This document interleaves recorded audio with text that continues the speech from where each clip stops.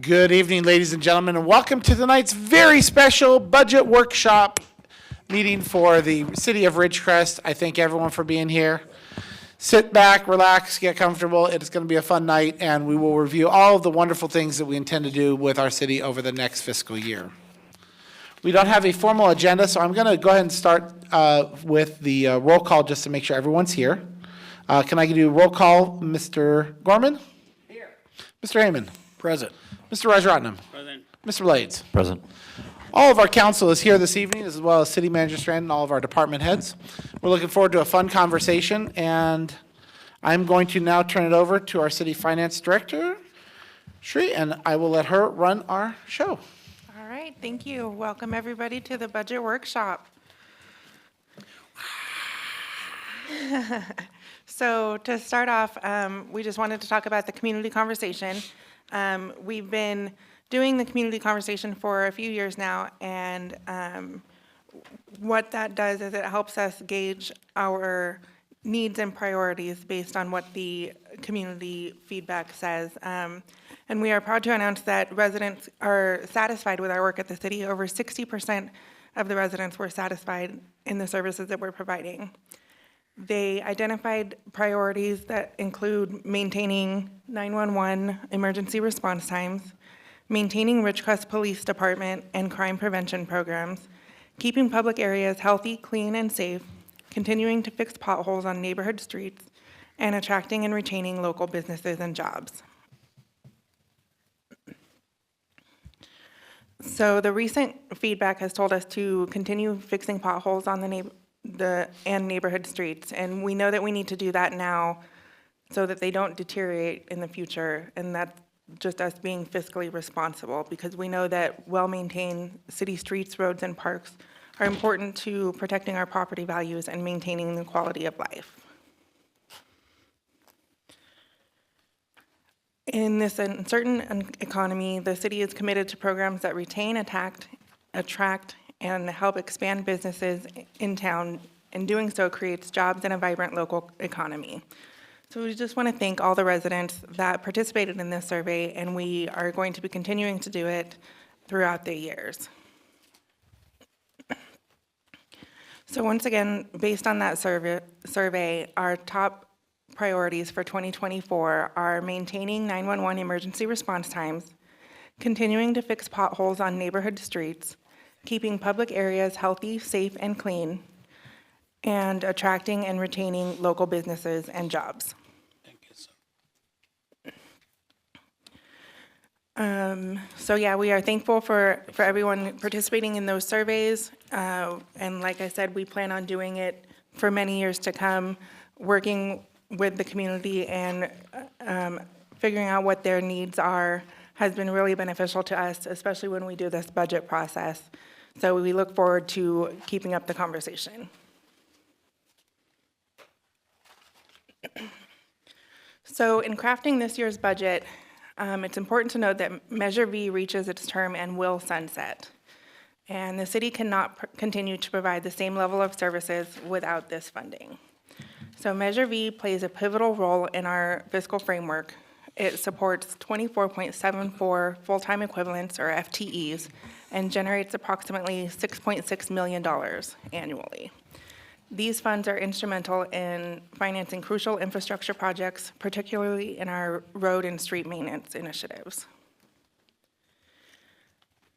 So a substantial portion of Measure V's allocation, which is 17.5 FTEs, contributes to maintaining our police force, ensuring the safety and security of our community. So it's important to acknowledge that our budgetary projections that you have in front of you depend on Measure V funding. Without this voter-approved funding, we will not be able to maintain the current level of services. So the city is considering asking voters to extend Measure V funding. If that does not happen, we will have to present a revised budget to council, but we will tackle that when we get there. So our agenda for tonight is we are going to go over the general fund budget and an overview of major revenue sources. Then we're going to go over Measure V and Measure P, and then a staffing review. And then the department presentations will go police, finance, economic development, IT, Parks and Rec, and then Public Works. So for our fiscal year 25 proposed general fund budget, we are proposing 25.75 million in revenue. There's 20.96 in revenue, and then 4 additional in budgeted reserves. And then the transfers in are 780,000. For expenditures, we are looking at 18.26 or 27 million, and transfers out is 7.7 million, for a total of almost 26 million. And feel free to stop me at any time if you have any questions. So our financial sources, the biggest one you can see is Measure V at 31%, and then we have sales tax at 21%, property tax at 15%, TOT at 8%, and franchise fees at 5%. And we're going to go into those in a little bit more depth later on in the presentation. Where's P in there? So P is not in the general fund. It's in Fund 101, so it's separate. Financial uses by department, non-departmental 2%, legislative 2%, city manager 3%, finance and IT 9%, police services 32%, community development 5%, public works 3%, solid waste 1%, parks and rec 13%, and then interfund transfers are 30%, and a large majority of that is the transfer from the general fund Measure V to the gas tax Measure V. Financial uses by type, personnel accounts for 40%, services 16%, capital 7%, other financing uses, which is the interfund transfers, is again 30%. Materials 3%, ISF 3%, and debt services 1%. So this is an overview of our major revenue sources. Like I mentioned before, we do have a few major revenue streams, including property tax, transient occupancy tax, franchise fees, and then sales tax. And we have 3 different types of sales tax. We have the Bradley Burns, which is 1% of the 7.25 Kern County sales tax. And then we have Measure V and Measure P, both of which are locally controlled, voter-approved 1%. So here's an overview of what we've received. In the light green, it's the 2022 actual. The darker green is 2023 actual. The blue is our estimate for 2024. And then the orange is our 2025 budget.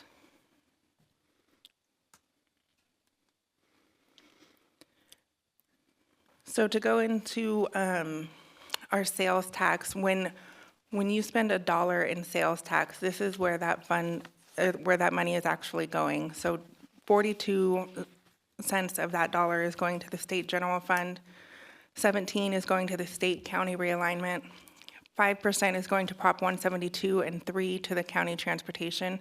The city does receive a small portion of those funds. It's allocated on a per capita basis. And then down at the bottom, you see what the city receives directly from that $1. We get approximately 11 cents for sales tax, Measure V, and Measure P. But it is important where the item is bought. So you'll see on this slide that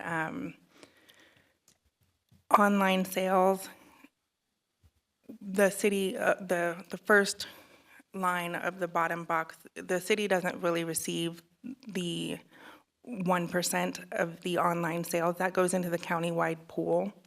But if you look 2 below, you'll see the transaction and use tax of Measure V and then Measure P, and that 1% does go directly to the city, even though it was bought online.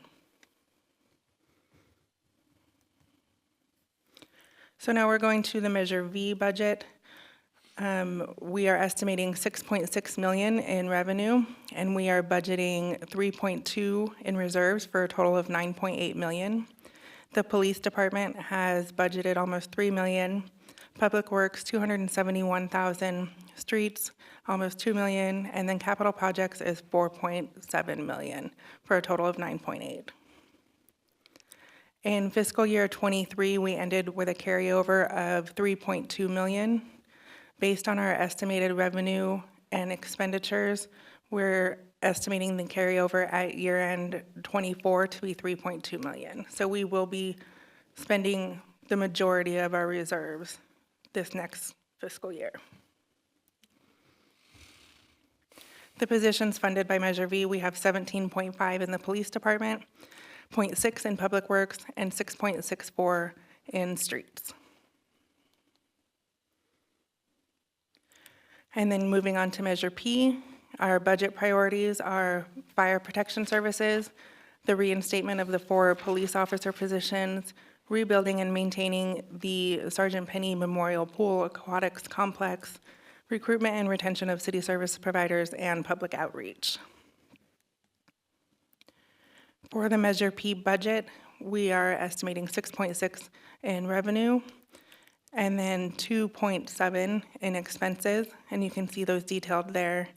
And at the end of fiscal year '23, we had about 1.4 to carry over, and then based on our estimates for fiscal year '24, at the end of the year, we'll have about 2.64. The positions funded by Measure P are 4 police officers, a police dispatcher, police records clerk, human resources administrator, kennel attendant, administrative analyst 2 for marketing and outreach, and a part-time administrative analyst for farmers market. And now we'll move on to our staffing overview. We budgeted 155 positions, and that is 144.08 FTE.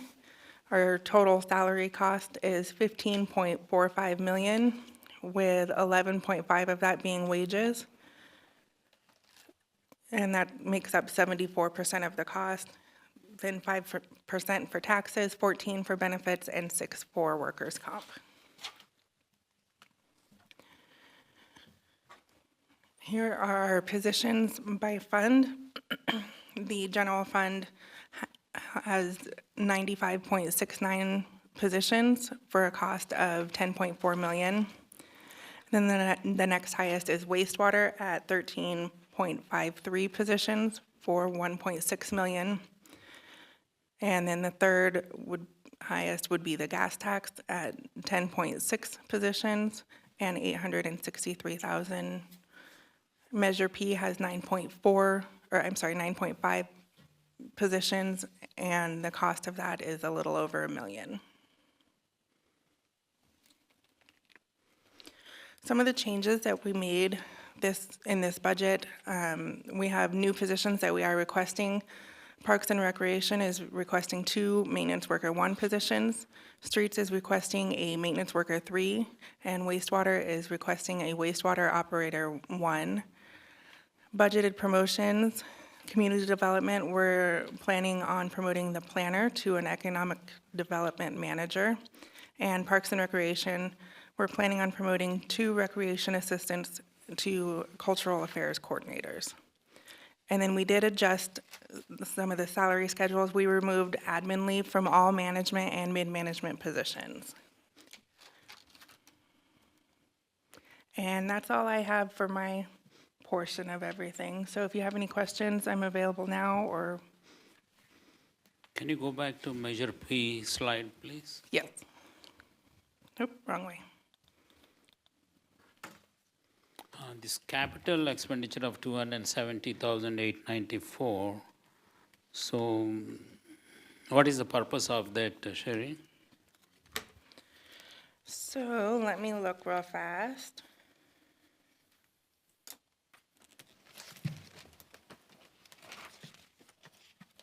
Is it for the pool or?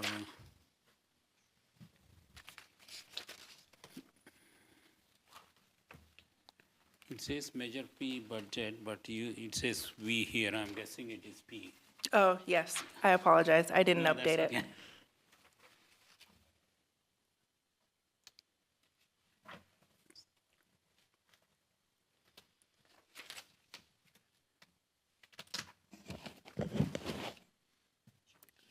Sherry,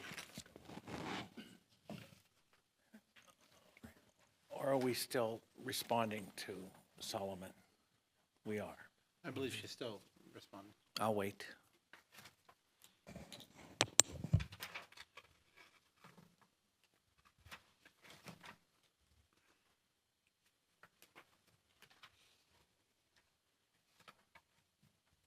That's okay, it's only a small amount, not a big deal, but my main question is, so when are we going to go for the bonds and when do we start repayment of that?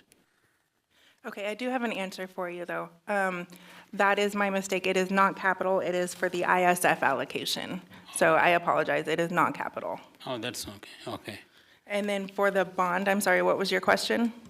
So when are we going for the bond and when do we start approximately repaying making the monthly payments on that?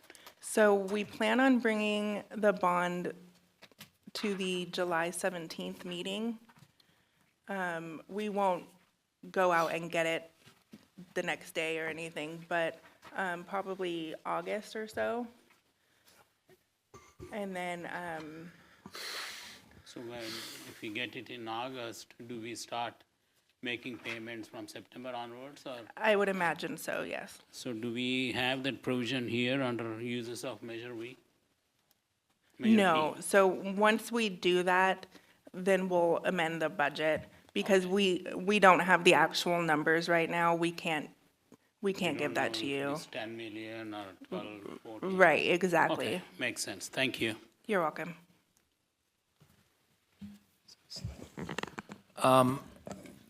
Sherry, a long time ago when Measure V was coalescing, I was not paying attention.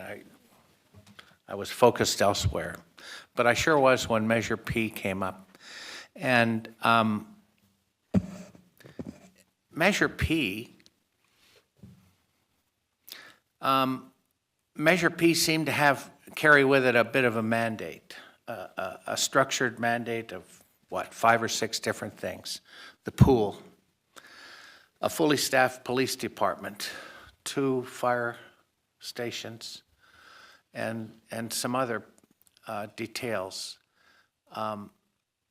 So it had that mandate that gave it a personality, a structure, a name almost. I don't remember what Measure P came up as with the specificity.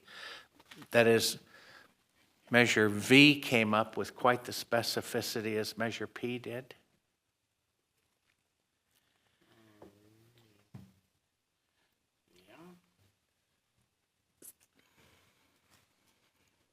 I mean, Skip, let me jump in there and I'll help. So Measure V was originally Measure L. Okay, so Measure L was passed in 2012 when we were in an absolute state of crisis fiscally. So V was the follow-on of L? And then V was recertified in 16. And its mandate from day one, from a citizen's perspective, was half to roads, half to police. And that was the protect our roads, protect our police. The current budget status from 12 to 16 and our general reserve position was not going to allow us to continue to support the size of our police force. And without L, we would have had to make substantial cuts in 2012. L was given for the 4-year period, and then V came in 16 to extend the full period and include the roads. They both were, I believe the first one was a 3/4 cent, and then V went to a full 1 cent. And what was the effective period for Measure V altogether? From 2016 to 2024. That's 8 years, and we expect Measure P to run also 8 years. Measure P was passed for a 10-year. 9 years. 9-year period, sorry. Well, I was close. The Measure V will then time out when? Measure V is due to sunset at January 1, is it correct? April. April 1, 2024. 25. 25, sorry, 25. A little less than a year from now. When will the follow-on to Measure V then come up for a vote? It will be November of '24. We plan to bring the resolution, the ordinance for council consideration, the second meeting in July. That's one of the things we're discussing during this budget. If council wishes to continue Measure V for another term, then it'll be brought to council at that time for that decision to be made. Will it have a new measure, alphanumeric? Are we going to call it V2? Well, last time, every other time that we have had a initiative or ballot initiative, we basically, the county will allow us to tell them which letters that we do not want, and then they get to issue us whatever's left from there. It would be nice to have it as Measure V again, but we can put that request in, but it's really up to the county and how they, choose that letter. I thank you for all that information. Forgive me for not knowing it. One thing that really helped Measure P get through the balloting successfully was that structure of what we were promising Measure P would be used for.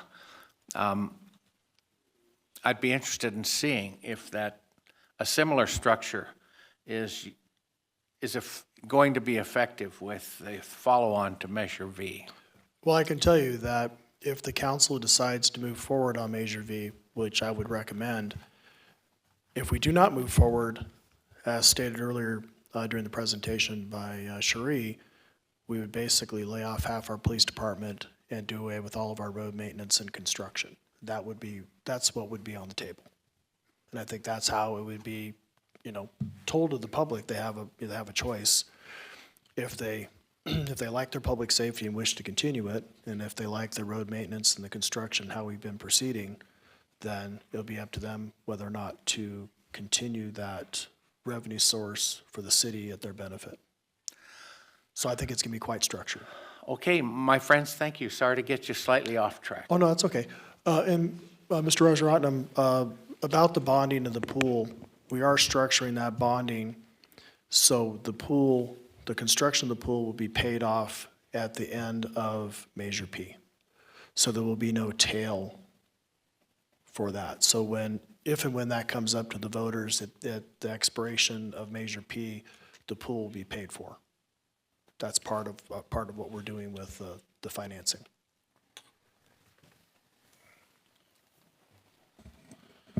I did not see in our agenda where we had allowed for some public comment. I do want to allow, like in between, before we go to the individual departments, an opportunity for some public comment, unless there was a place that was in. That is purely council's preference. If That's- you want to go between each presentation, I'd probably recommend that, so that we're not having to bring people back up that have finished a presentation. Correct, and so I'm going to do it at each end of so this is the overview, and then I'll do it at the end of each department. I'll call for any public comment for the individual Correct. departments, okay? Does that work? Yes, that works fine. Okay, thank you for that, Sheree. So we are at the end of our overview, our staffing overview. Is there any public comment from the floor? Hearing none, is there any public comment on the phones? We will give a second, and there should be a phone number on the screen. We would welcome the community's participation. This is probably the most important meeting of the year for the direction of the city, and we certainly would love your participation. Okay, hearing none, we'll go ahead and move on with our first department presentation. This will be presented by the Ridgecrest Police Department and Captain Dampier. Good evening, council. Got your clicker there. Just go through that way.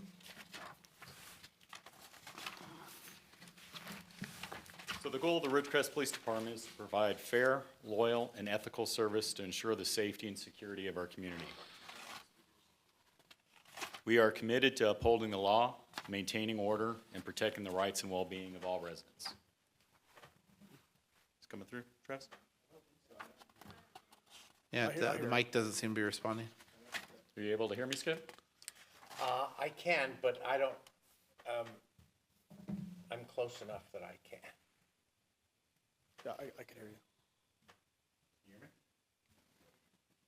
No, I think his mic was working.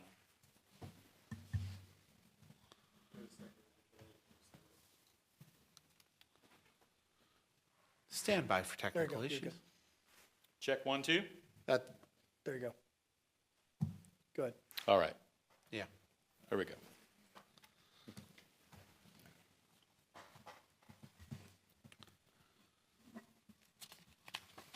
All right, so our department objectives: to prevent crime by proactive strategies and collaboration with community members, properly respond to emergencies, calls for service, and requests for assistance, foster positive relationships with the community we serve by working towards a shared vision of a safe and inclusive community, and to maintain accountability, transparency, and embrace the innovative approaches to policing.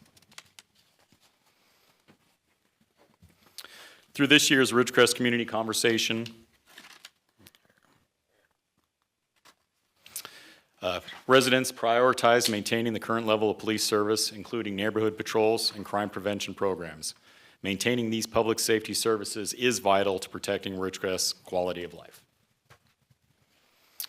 Now, our department functions are pretty much based off patrol. Our number one priority, every day, every hour, and every minute is responding to 911 and emergencies. Everything else is secondary to that goal. So as far as fiscal year 24 projects completed, we did obtain our armored vehicle, our Bearcat, which we've used here on serving several high-risk search warrants, as well as assisted allied agencies in the area in high-risk search warrants.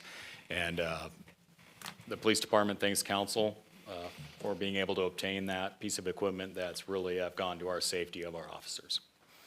The ACO van has been obtained. It's currently over getting graphics put on and should be out probably by the end of next week.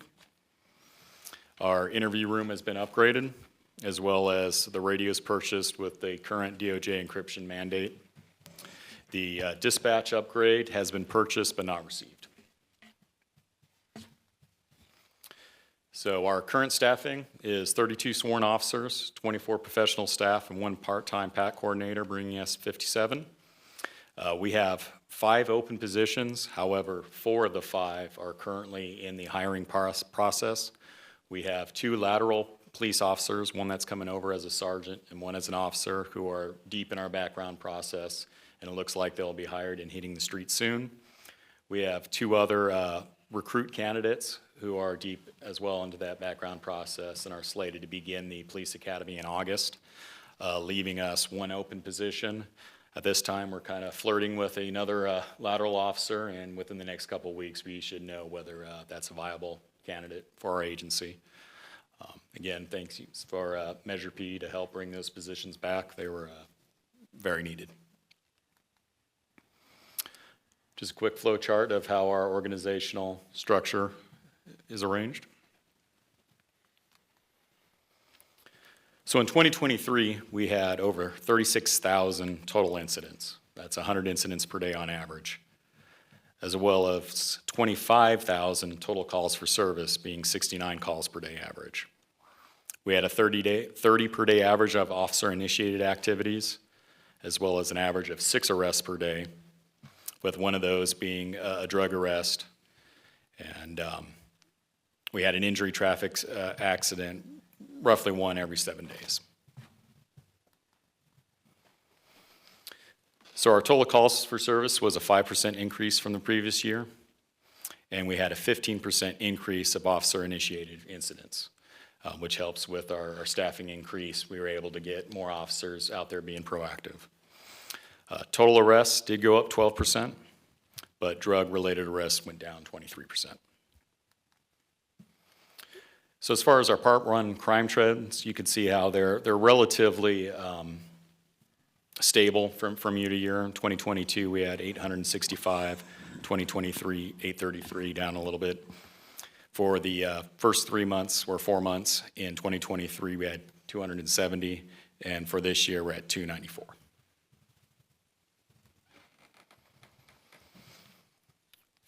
We had a reduction in homicide, robbery, increase in rapes in 23, or all types of sexual assault. They've all been, due to the categorizing, been lumped into one general sum. So just because it says rape doesn't necessarily mean a forcible rape occurred.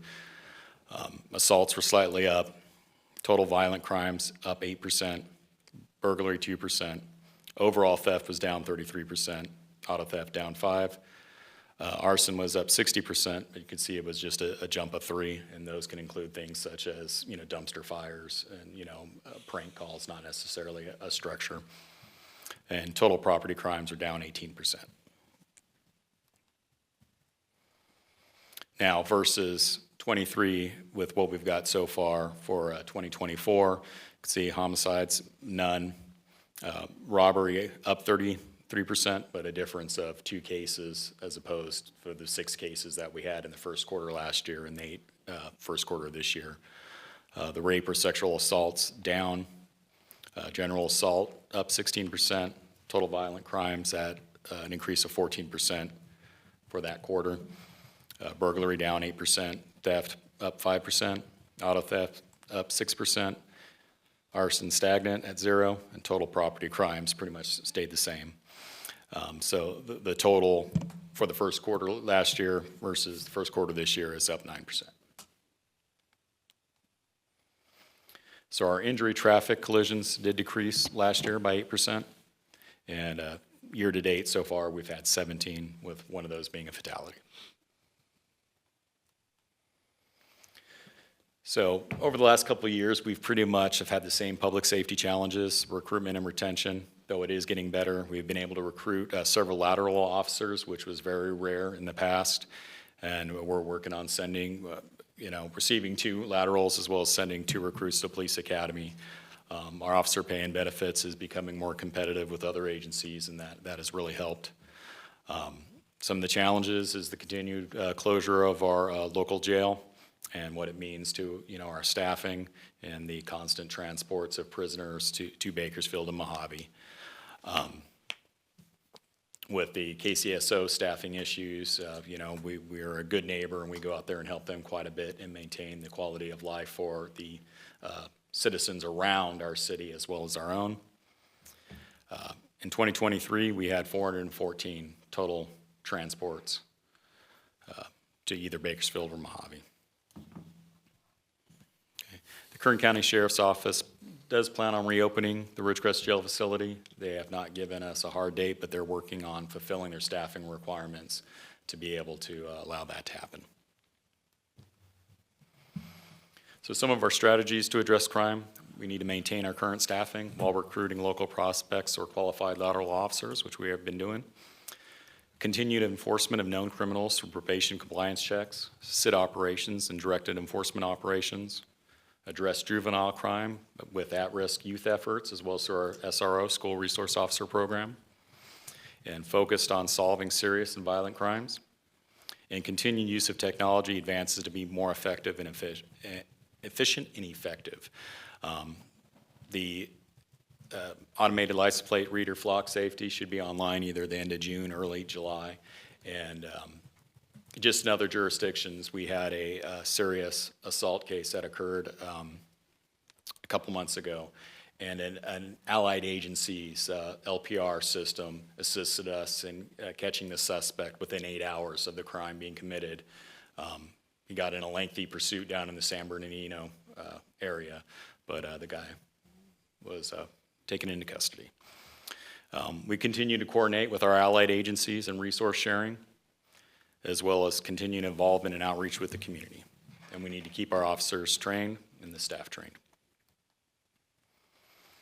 We've maintained active community involvement in several community groups. We've got our PACT, we're involved with CERT, we've got our Explorer program, our chaplain program, we have annual open houses, coffee with the cops, donut with dispatchers. We're gonna be starting the Citizens Academy again here in next fall or winter, and as well as our canine program. Volunteers are vital to this organization and to our community. The things that we're able to pull off, the big events, the parades, we cannot do with just the staffing that we have as a police department and just with the staffing the city has. And we work great with our Policing Community Together program, as well as the CERT team, which is the Community Emergency Response Team, as well as our local police reserves. Last year, they basically donated almost $400,000 worth of in-kind services to our community, and that's just based on a $28 an hour figure, where some of the actions and some of the services they provided were well worth more than that. So for fiscal year '25, we're requesting a budget of $8.4 million, with salaries being 78% of that. We have several capital projects to improve our facilities, equipment, and infrastructure. As the finance director stated, we do have a large amount of our employees tied to Measure V or Measure P. So some of the capital purchases we're looking at, we need a new Ford Police Explorer vehicle to replace an aging patrol vehicle, as well as another Police Explorer that's dedicated solely to prisoner transports, so we can keep some of the mileages off our standard patrol vehicles. The two code enforcement vehicles are from 2011, and we're looking at getting an electric RAV4 to replace one of those. Our ACO building is in dire need of upgrades, security cameras, Wi-Fi project, as well as we've got some roofing problems we've got to get ironed out. The police department has an electrical upgrade project planned, as well as continuing to update our dispatch center. As we saw with the Tropical Storm Hillary and various of the other high priority multi-agency or multi-organization incidents that have occurred in our community, is the police department is an EOC. It's an Emergency Operations Center. And to have the power and the battery backed up and the generator power to various sections is extremely important in emergency. And we need to get all that pretty much up to snuff. Okay, our flock safety contract for the year 2 goes into this next budget cycle as well. And the biggest thing this year is we need a police department storage building and evidence room built on site. We're asking for $300,000 through the law enforcement impact fees as a place to, number one, store that Bearcat so it's out of the sun, out of the elements, so we extend the life of that, as well as a place to process evidence in a large, controlled, secure environment. We have incidents with vehicles that we need to keep them secured in a better facility than we currently use, as well as easier access and easy in processing and gaining the evidence. So right now, where do you store this? Various, depending upon the incident and depending upon the type of evidence. It could be from the courtyard to, don't want to go into specific places as far as storage, but it's spread out and it's inconvenient and inefficient.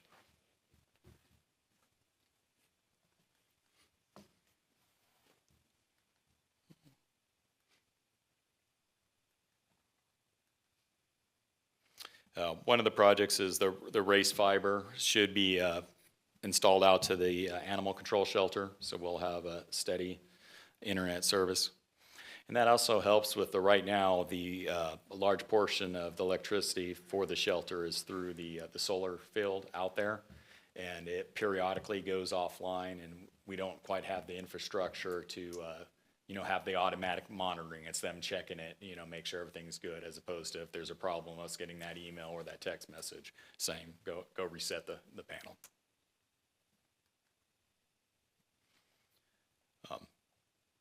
So some of the other flock safety news that's happened recently is the unfortunate incident where the LA deputy was killed down in Palmdale. That was solved mainly as a result of flock systems, as well as there was a 4-year-old who was kidnapped last December in the Palmdale, Lancaster area, and that system helped the recovery and the apprehension of the suspects in that case.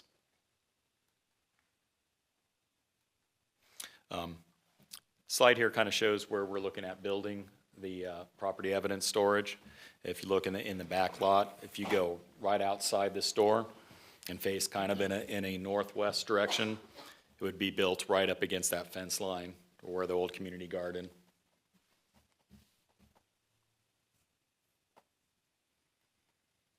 All right, open to any questions. Thank you. Okay, well, I'm gonna go ahead and start. I'm gonna let any public comment first, and then I'll bring it back to the council first. Is there any public comment for the police department from the floor? Seeing none, is there any public comment on the phones?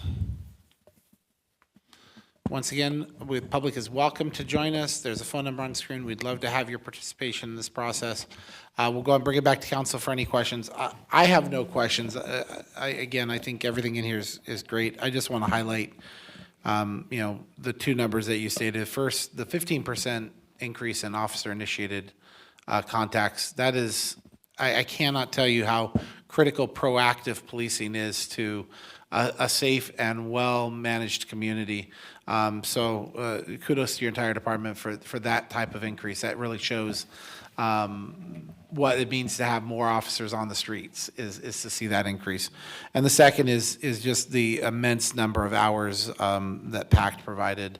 All of our community events, and they've been so safe and so wonderful, has been driven by so many of those volunteers coming out and helping support. So I just want to shout out to them. Thank you for your participation in doing those events.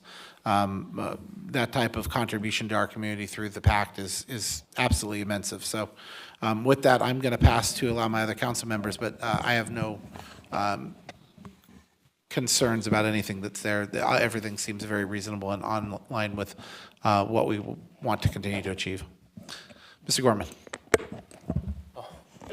I'm sorry, any council member. I shouldn't put Mr. Gorman on the No, spot. that's okay. I was going to pull up my microphone.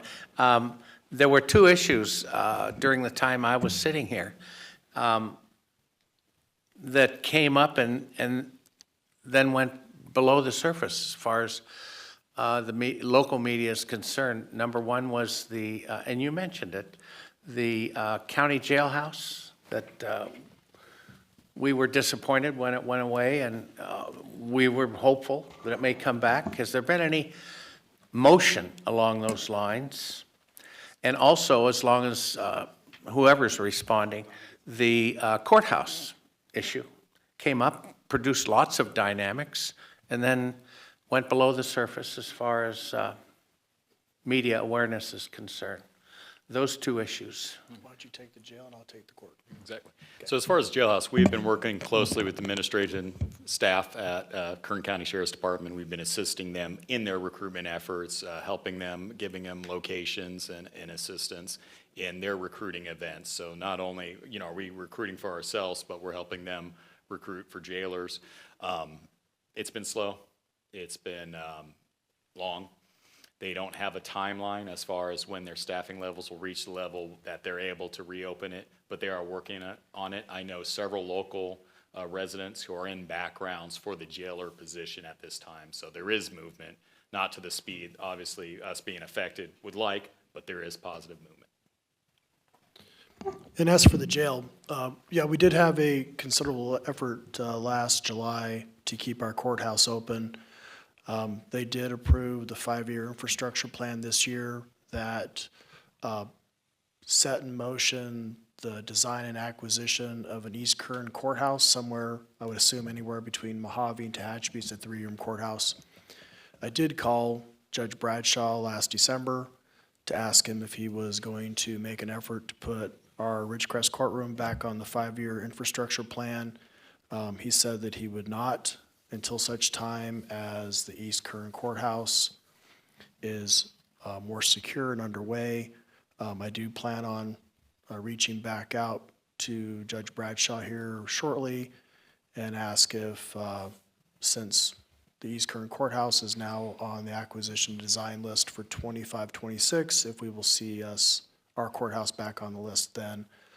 I do have some additional thoughts on how to, if that doesn't occur, how to help us keep our courtroom intact in the long run. So it is on my radar.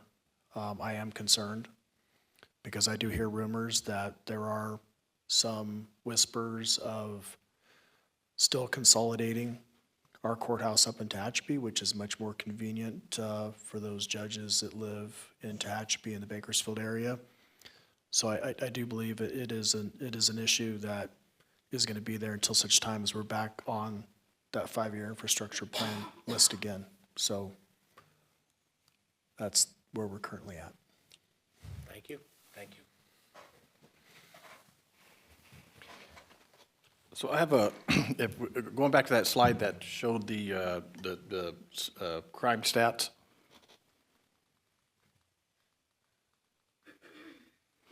And so looking at drug, I think, let's see, the drug arrests were,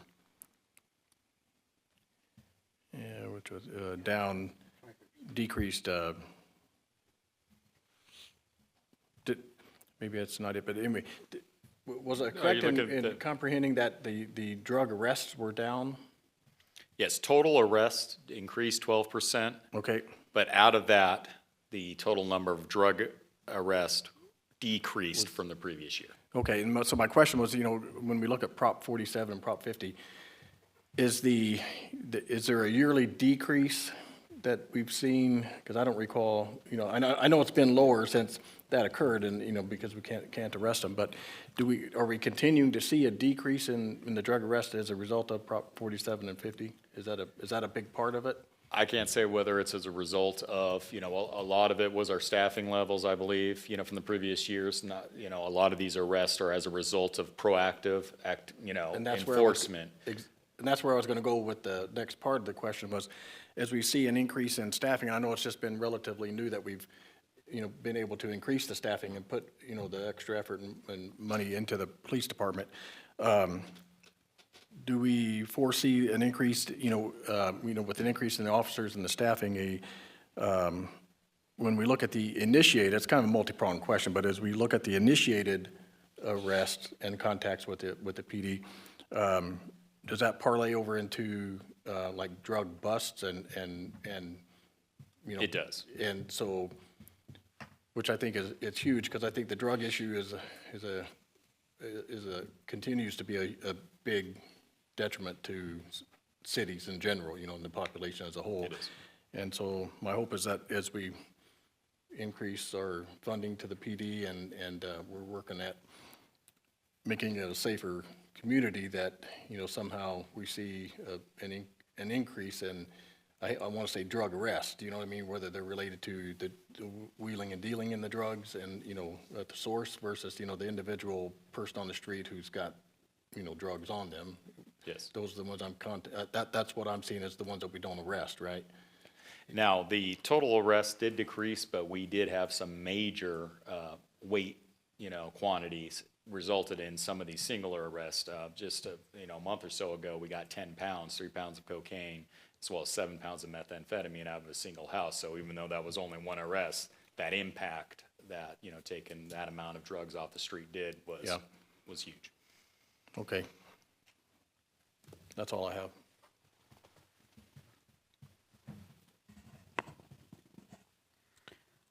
First, I want to thank Police Department for their service and for protecting this community. So you do a great job, and your involvement in community is also appreciated. Thank you very much for what you do. Thank you, sir. I have two questions. One is regarding the code enforcement officer. I have seen 2 positions in your staffing chart, I think. For which positions? Code enforcement. Yes.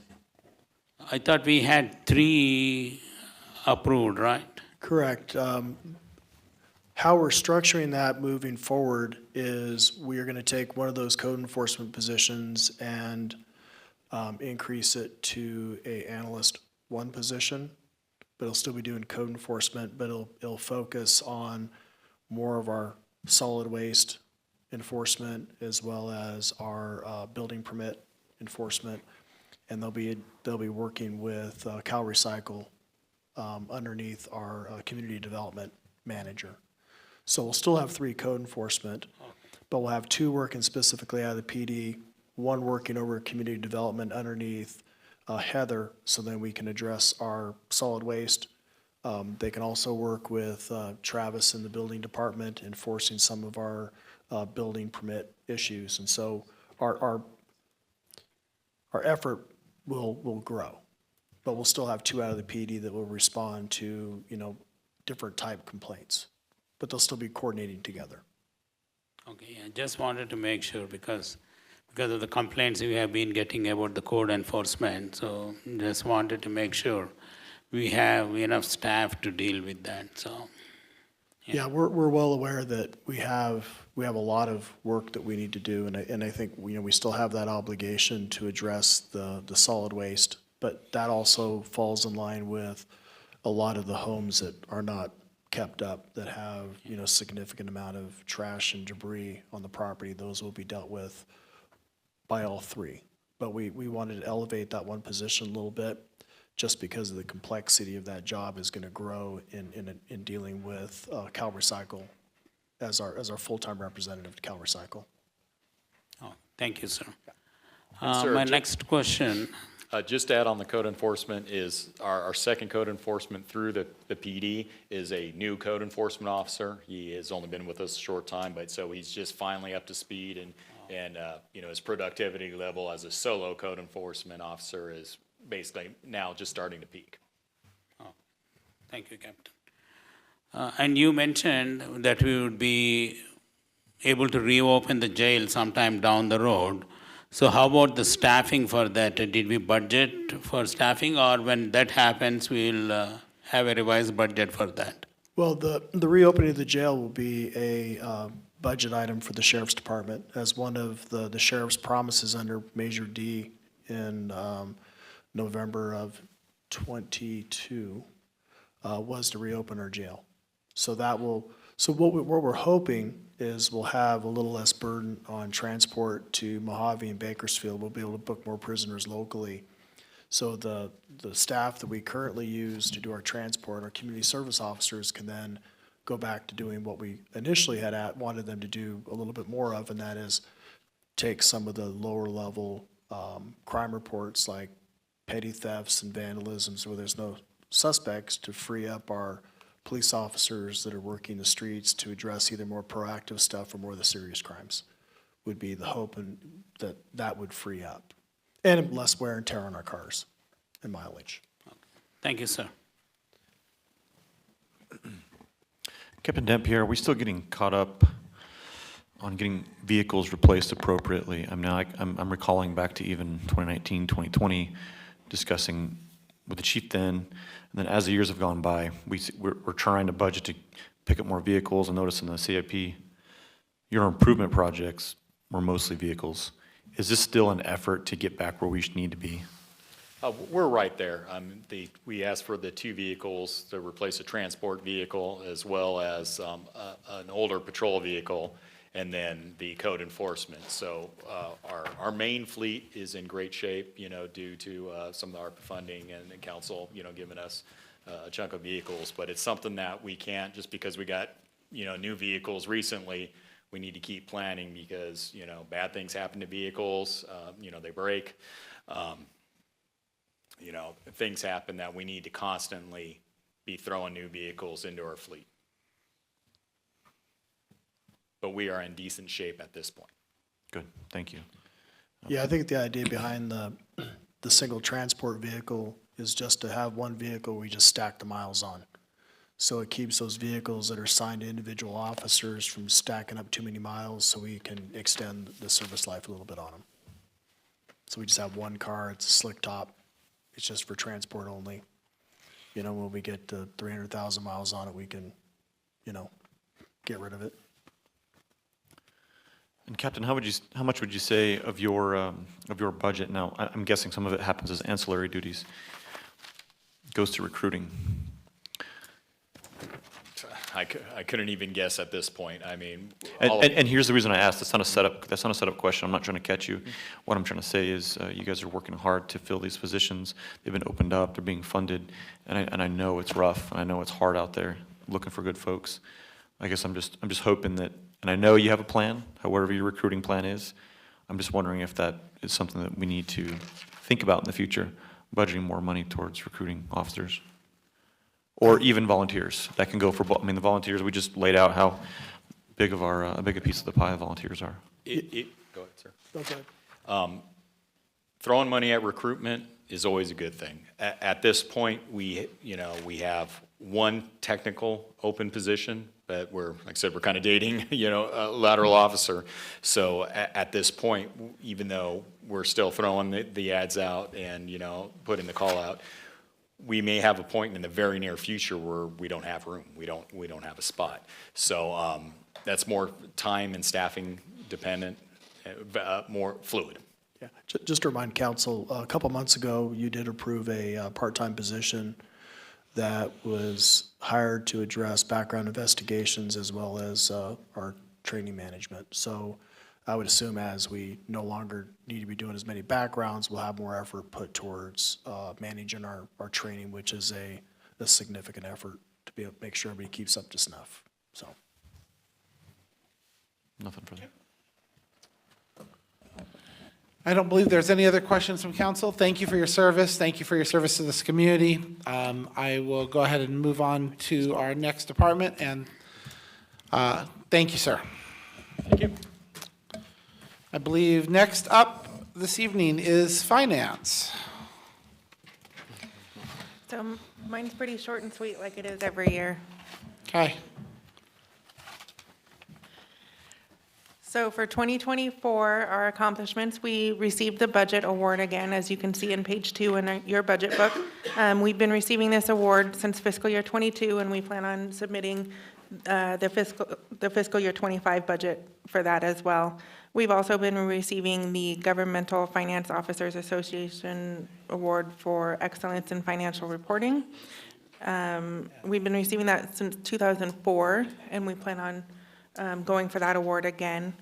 We did have a great audit, as you guys saw when Coley presented to us a few months ago. And then we successfully completed the transition from paper timesheets to Planet scheduling. At this time, there is no issues with that. It's been a pretty smooth process, so we're really excited about that. In 25, our goals are just to keep up on the new accounting and auditing standards, keep preparing financial reports for everyone. And one of the big things that we want to accomplish in 25 is the implementation of Paymering, which is a software that will allow for direct deposits to vendors through a third-party platform. So basically what it does is it's a vendor management system, so the vendors can go and they can, if their address changed, they can go to this website, sign in with their login and change their address. They don't have to worry about contacting us. And then as far as payment, they can now get direct deposits directly into their bank account. They can also get a check if they so choose, or a virtual payment, like a Visa card or a Venmo kind of payment. So it just gives them options to get their payment quickly and more efficiently for their company.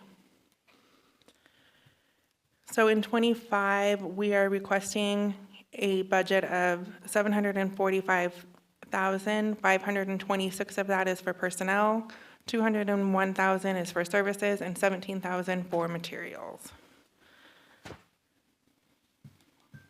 And that is all I have. Thank you, Sherry. We'll go ahead and start. If there is any public comments for the department from the floor? See none, I will ask for any public comments on the phone.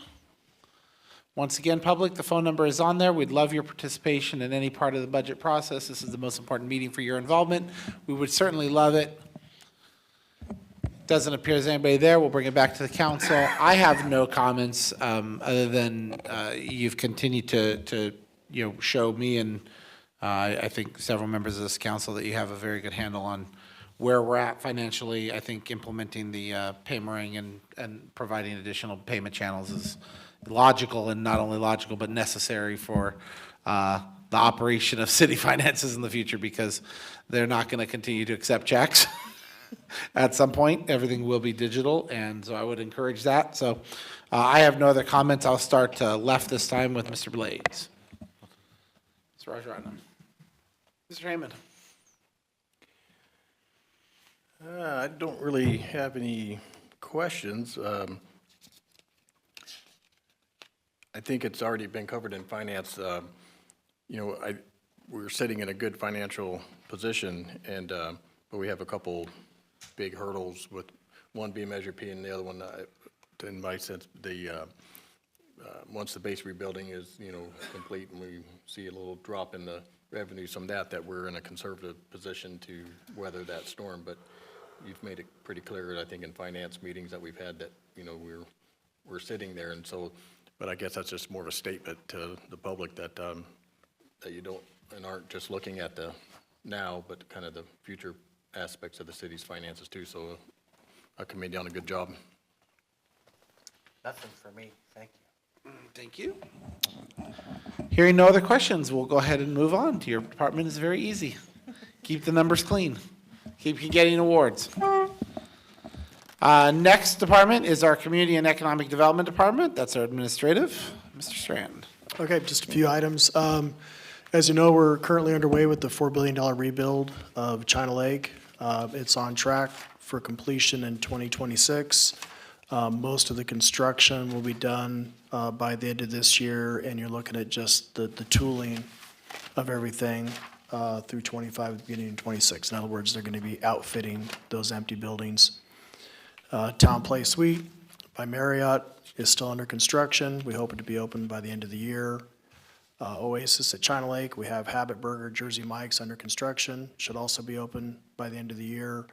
The entertainment center is currently on hold, primarily just due to the financial market and how difficult it is for businesses to get financing. I know I did talk to one of their principals this last week. They are hopeful that they'll be able to move forward here this year, but I would place it in a hold pattern for right now. We have the EV Charge Park Coffee Shop still under construction. Should be done, I would say, by fall time, if I'm not mistaken. Wendy's, we initially thought that Wendy's was off the map. They're now back again, back at the old Arby's building. They've either signed a lease or going to be signing a lease. I think we were at ICSC in Vegas this weekend. I think we heard it both ways, one that had been signed and then one that was almost ready to be signed. But they're looking to do a full new rebuild with their latest design building here this year. Ross for Less and Blow 5 are pending. We understand that they should take control of that old Big Lots building by August. And so they should hopefully be open for the Thanksgiving, Christmas timeframe. We're still working with Panera. We thought that they were solid, but the information we got this last week was they need more information, but they have settled on a site selection. They would like to put the building, if it comes, on a city lot there in the business park, which is good. Race, the fiber optic build-out is completed. As Captain Dampier said earlier, we do plan on having Race, we are budgeting to have Race put a fiber line out to the animal shelter to help improve our internet and access out there, but it'll also be a jumping point to be able to put fiber out to the new wastewater facility. So that'll be increase our ability to monitor that facility when it's completed. We are still continuing to pursue the annexation. We've hired a consultant, Capital Corps, to help us with the land swap. A congressional bill was introduced in December, and we're hoping that when our new congressional member takes office, that we can hopefully get that moving a little bit faster. We're also working with a consultant to repurpose the Kmart building However, that may be an extended time frame due to the tightening of the financial market. So we're looking at that probably being vacant for a little bit of time. There was an opportunity for them to have Ross and Below Five and another franchise, but due to their inner workings, things kind of fell through. So we'll always be on the lookout to do that, but I think we should just be prepared to have that building sitting there. Our consultant out of HDL did say that, eventually get filled. It is an important building because their prediction with the way the financial market is and the way things are going to be looking for the next couple of years, that it's going to be more and more difficult for people to do full builds, and that building will become of more value and interest as time goes on, just because of the financial market.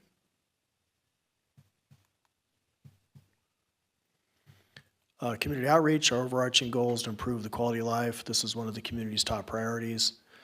This last year, we've implemented and supported several community events. We've had Night on Balsam, which then led to Ridgecrest City Nights. Each one of those events have attracted between 3,000 and 4,500 people. The Christmas tree lighting event, which is a co-event between the analysts up out of my office and Parks and Rec, was a great success. We had about 5,000 people that showed up. And here this month, we started the Ridgecrest Farmers Market. All three of those events are supported by Measure P. We've also reached out and began to support other community events. We had the fireworks show this year, the Ridgecrest Desert Classic mountain bike race, and then there is one item that we have placed in the budget that I'd like council support for. The Desert Empire Fairgrounds is looking to update its roadie arena. They're looking at putting in more corrals, additional fencing. The project they're looking at, I believe, is about a $450,000 project. They have reached out to the city and the Visitors Bureau. I'm proposing that we support their project by a $50,000 support donation. I know the Visitors Bureau has promised $50,000 also, and the rest of it will be funded and financed by the Desert Empire Fairgrounds. I do think that that is a untapped resource out there. We do have a very significant horse community, and being able to help the fairgrounds improve that area will only help improve our quality of life as well as bringing other events within our community. So I would hope that we could get council support for that support donation. We have recently formed a group between the Visitors Bureau, Chamber of Commerce, and the Desert Empire Fairground, so we can help coordinate and expand other community events. I know the city, as I previously mentioned, has the events that we're sponsoring, but we'd like to work with those other groups within our community to help increase the number of events we have in town. And then obviously, we're going to continue this year to improve on our community outreach through social media. You have seen over the last year and a half a significant improvement on how we reach out, our outreach to the community, how we communicate, and I think it's worked very well. Just some of the consultants and associations we're part of. We still have HDL as our economic development consultant. We're part of the GAVIA, current EDC. We do have a analyst that's on the Ridgecrest Visitors Bureau board member. I am recommending we continue with Placer AI this year. And like I said, we have brought on Capital Corps to help us with a couple of other items. One, the land exchange, and we may engage them to assist us with the court issue also.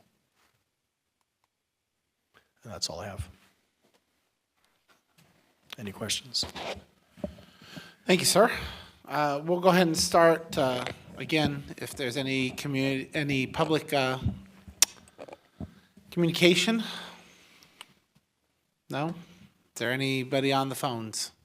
Once again, the phones are open, phone numbers on the screen. Would love the participation of the community.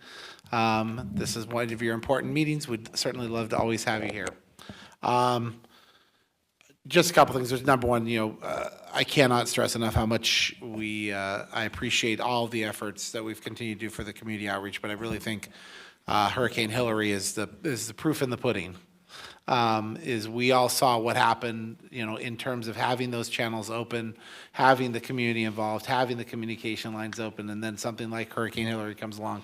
And, Mr. Blades was out there, I think, for 6-7 hours shoveling sandbags. But the most important thing is that word of mouth spread properly. We got that communication out in a crisis situation to get that information to the community.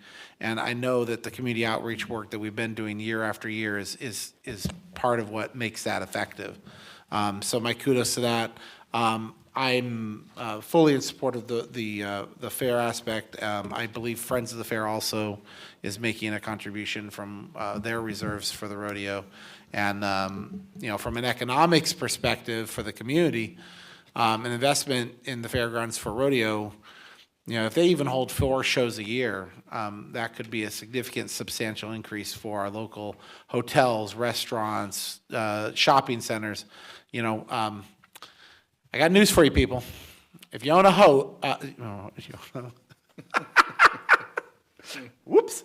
if you own a horse, okay, the likelihood is that you are very comfortable driving to a city to spend money on gas, food, drinks, entertainment, all of the above, hotel room. The simple fact is that we are tapping into a marketplace that is very good for our community and also continues to drive the important message, which is our sales tax structure is now such that we're able to consistently invest in our community, and bringing people in to help with that investment is only better for us as a community. So I kudos to those efforts. I think everything we've done, I will reiterate, there is something very powerful to the messages that City Manager Strand produced in regards to the attendance.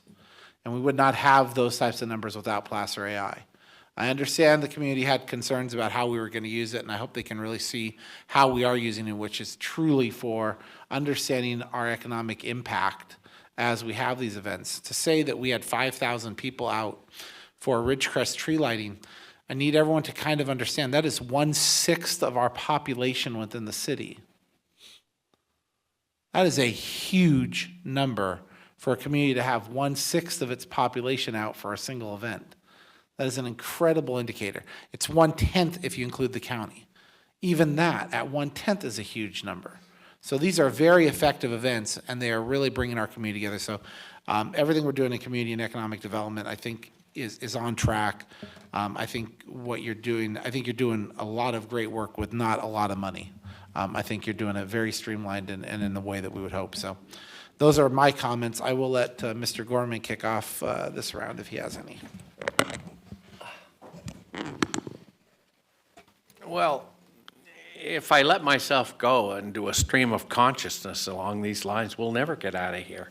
So I have nothing specific, except that, no, nothing specific here. Thank you.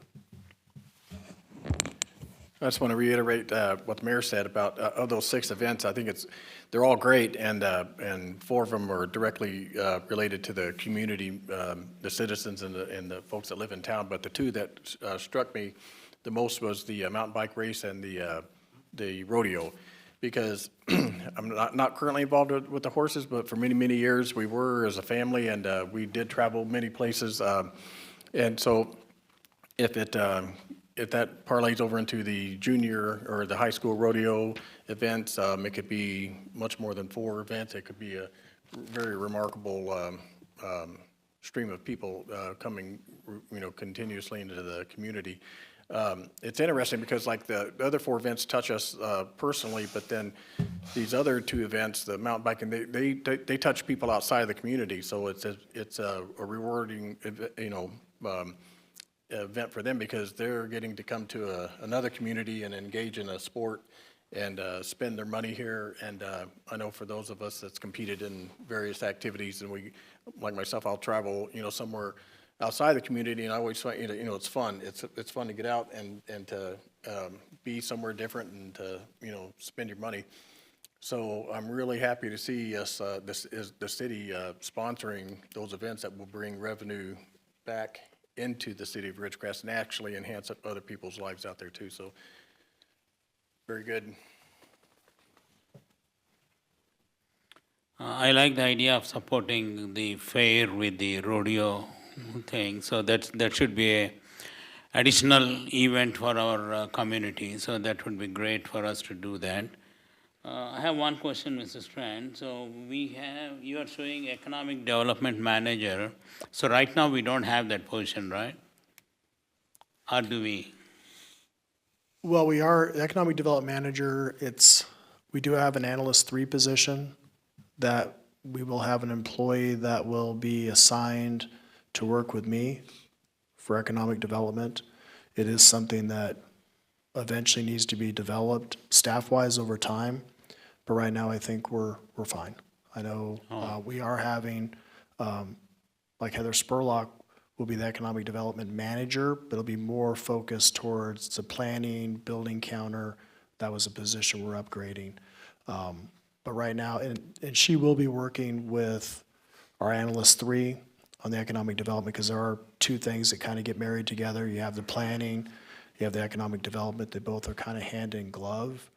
The planning deals with when they come here and how we turn them over to Heather, where they can, and then Travis, where they can kind of figure out how they get their business here. Myself and the analyst 3 position are more for, hey, let's recruit the businesses here. Let's see if we can try and get people interested in coming here. So we are kind of developing that, but it's a work in progress. Okay. I wasn't sure how this is going to, so you are not advertising for a position, something like that? No. Oh, the economic development manager position, no. No, okay. Our intent is to, because right now we have Heather as our planner, and because Travis is a very busy person, she has already started kind of supervising the staff at the front building counter. And so that position now then will manage our analyst 1, which will be code enforcement, and the 2 counter people. And so we can start working on developing that area a little bit further. So we're not quite there with our staffing. I don't know how much we need to grow that just yet, because like our building ebbs and flows. So right now for planning, one of the things that Heather's working on is updating our general plan, our ordinances, getting us ready so when we have the next, boom in housing, we're ready to go instead of being caught flat-footed like we have in the past, where people want to build and then we're trying to get everything caught back up, our policies and our training and all of our procedures. So that's what she's working on right now. Okay, thank you. Yeah. No comments. Thank you, sir, once again. Appreciate your time. Okay, we will move on to our next department, which is IT. Hey, Matt. Okay. Let's go, my favorite child. All right. Good evening, Mayor, members of council. I will say in my 18 years of working here, this is my 8th year presenting the budget. I've never sat on this side of the dais, and so this is something special over here, I feel like. You finally earned yourself. You finally earned your way to the table here. Can we have you move down here? I was going to go down there, and but, We you know, were this- sitting here just wondering why we always made him sit down there instead of joining us. That's good, yeah. But Shree's much kinder and nicer, so she asked if we could have Matt up here this time. She's just giving special privileges to her husband. We understand. Next, we do live together, and this is pretty much the closest we'll ever sit. But no, I'm just kidding. No, I heard tonight's going to be a big night for technology, so let's make that happen. Here's a little overview of our technology infrastructure. It hasn't changed much from last year. We had a couple hires, so we have a couple extra users, a couple more workstations. I believe servers are up a little bit, just for redundancy. We've added a couple, fail-safe servers, but it's pretty much status quo from last year. Services overview. This is this has been the same slide for my 8 years here. It's basically just the overview of everything that we do. Technology is all ever expanding, so it definitely continues to grow. Our major accomplishments, here's a list of our major accomplishments. New email archiving, new spam. We had a huge project with our server and VDI infrastructure. Big rewires. It's been a busy year, but it's been a lot of fun. Both my guys, they push me daily to go, and it's a fun time to work in technology here at the city. Here's a couple pictures of kind of what we did over the year. This is kind of a staging for our rollout of all of our VDI systems, our thin clients there, some of our monitors. The keyboard and mice, they actually got wired or wireless ones. Those are, those are ones for the shop there. A couple cameos from our from staff members. Narissa should recognize this one, and Rika isn't here, but she would recognize this one as well. It was very important for us to, as we are making or doing these rollouts, we're going to give our users a polished product and that they can, that they can work with for a long time to come. This is John. John, in the thick of it as we were, doing our rollouts. Riley as well. I couldn't do it without those guys. Those guys were all-stars during the entire process, and like I said, just kept pushing. A little bit of the wiring. We and I will give my hats off to Riley for this one. He is very, very meticulous with his wiring, and we have all become as well. It's something that we take pride in, and it's fun to look at it and see something labeled, wired, and it's fun to show that type of stuff off. And you'll see a couple more of them. Just what our racks look like. It's really easy. Obviously, the rack on the left is taken during an earthquake. That's why it's leaning to the side. Riley was upset because it wasn't straight, but I figured we'd be okay. 2025 goals, firewall and networking systems refresh. That's the big one right there. I think that's the last thing to really modernize our technology. That was, I want to say it was fiscal year 17. I want to say it was 2016 is when we did the last firewall networking refresh.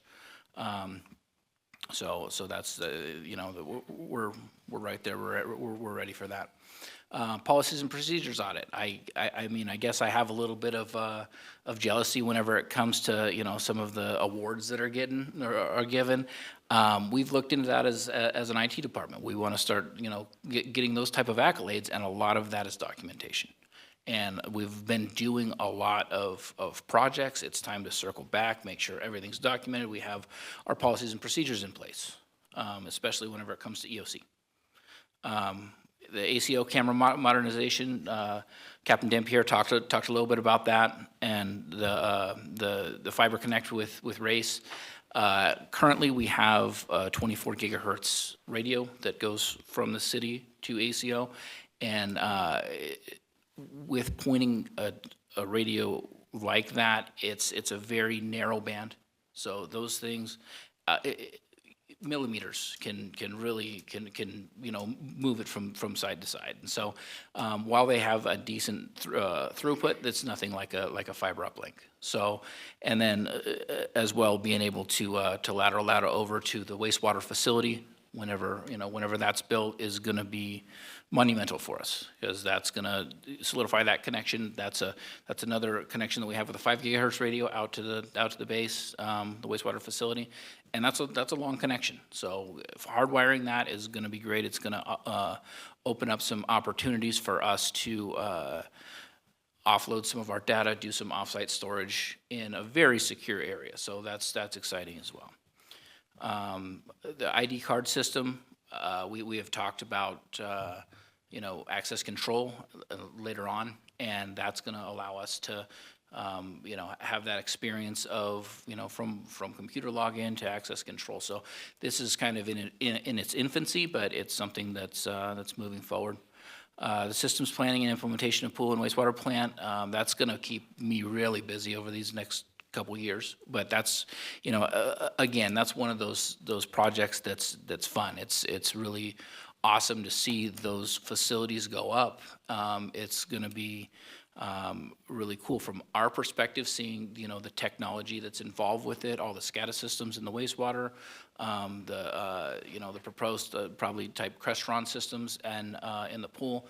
It's a lot of fun. I really enjoyed seeing the overhaul of the council chambers here, and so it's a similar project, especially with the pool.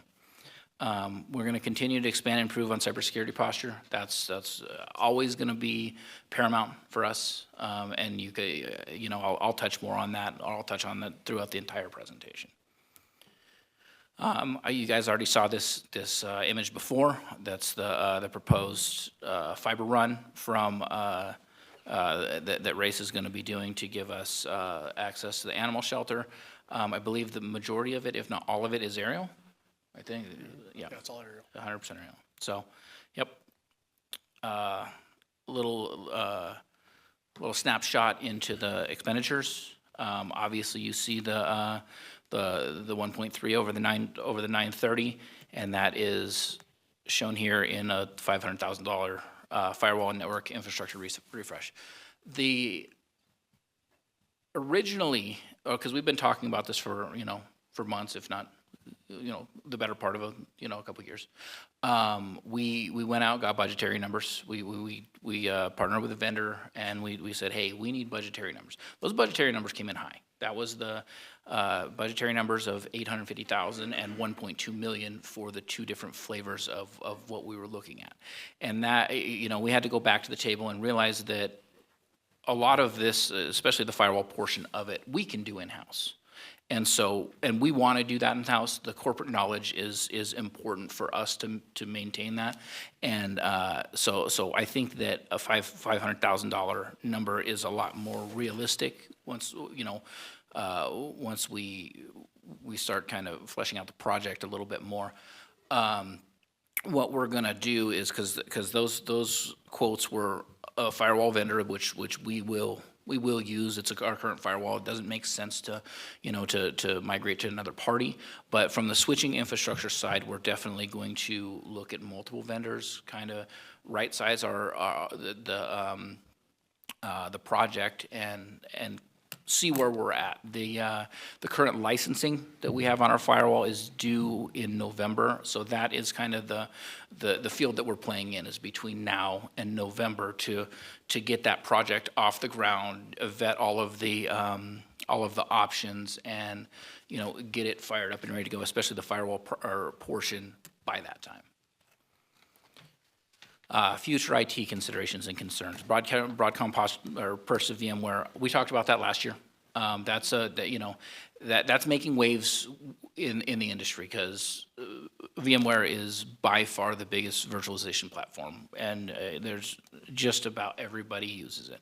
With in parentheses here is Omnissa, and that why that's there this year and it wasn't there that last year is that is the spinoff of their EUC, which is end user computing business. They sold that off to a private equity firm, created Omnissa, and so that is our VDI infrastructure is under that company now. They continue to work with Broadcom, and it's going to be interesting to see how well that partnership exists. So it's still in its infancy. Omnissa was, I think it was actually founded it was like March or April of this year. So it's something that we're definitely keeping a pulse on and a close eye on. Cybersecurity incidents, we'll keep on talking about this. Years back, it was, if you saw a 10 CVE, which is CVE is a common vulnerability exploit, right? It was a wow, it's an eye opener, and we got to do something now. And you see it once, you would see it once every couple years, right? That you have to actually act on. And now you're seeing it. There's been multiple this year. It's every month And so with the tools that, you know, that are available to everybody, it's the Wild West right now. It's something that we have to definitely keep an eye on, and it's something that's gonna, you know, threats will continue to grow, and it's gonna be interesting over the next couple of years to see, you know, how that's mitigated. Phone system recording software is antiquated. I've had a talk with the police department about this. That's one of the projects that we're gonna have to do here in the short term. I know we had talked about using some 911 money for that. I don't know if they're gonna have 911 money, so that's one of the ones that we're gonna have further discussions and figure out where the pot of money is gonna come, and make sure that the solution works well for them, because that system was purchased in 2010, I want to say. So there's a lot of, you know, and it was actually sold to another company that does not support it anymore. Access control hardware is no longer available. We had a project this year of the expansion of the armory in the police department. Police, one of the sergeants came to me and said, "Hey, we need a keypad on that door." They don't even sell the hardware anymore. I can't get it on eBay even. That's how bad it's gotten.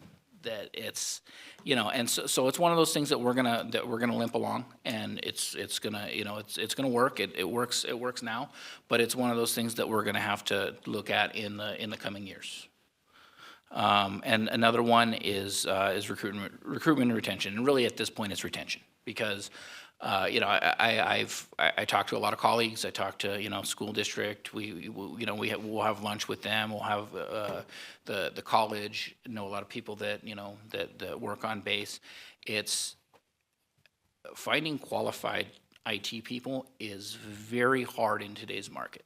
It's very hard, and so the retention of my guys is really important, especially because they're good. They do really good work, and so we try and develop a very good culture in IT, and I think that's important. I think it's important that, you know, that they come to work excited. And they do, and I couldn't, you know, be happier with both Riley and John. They're great guys. They do a great job.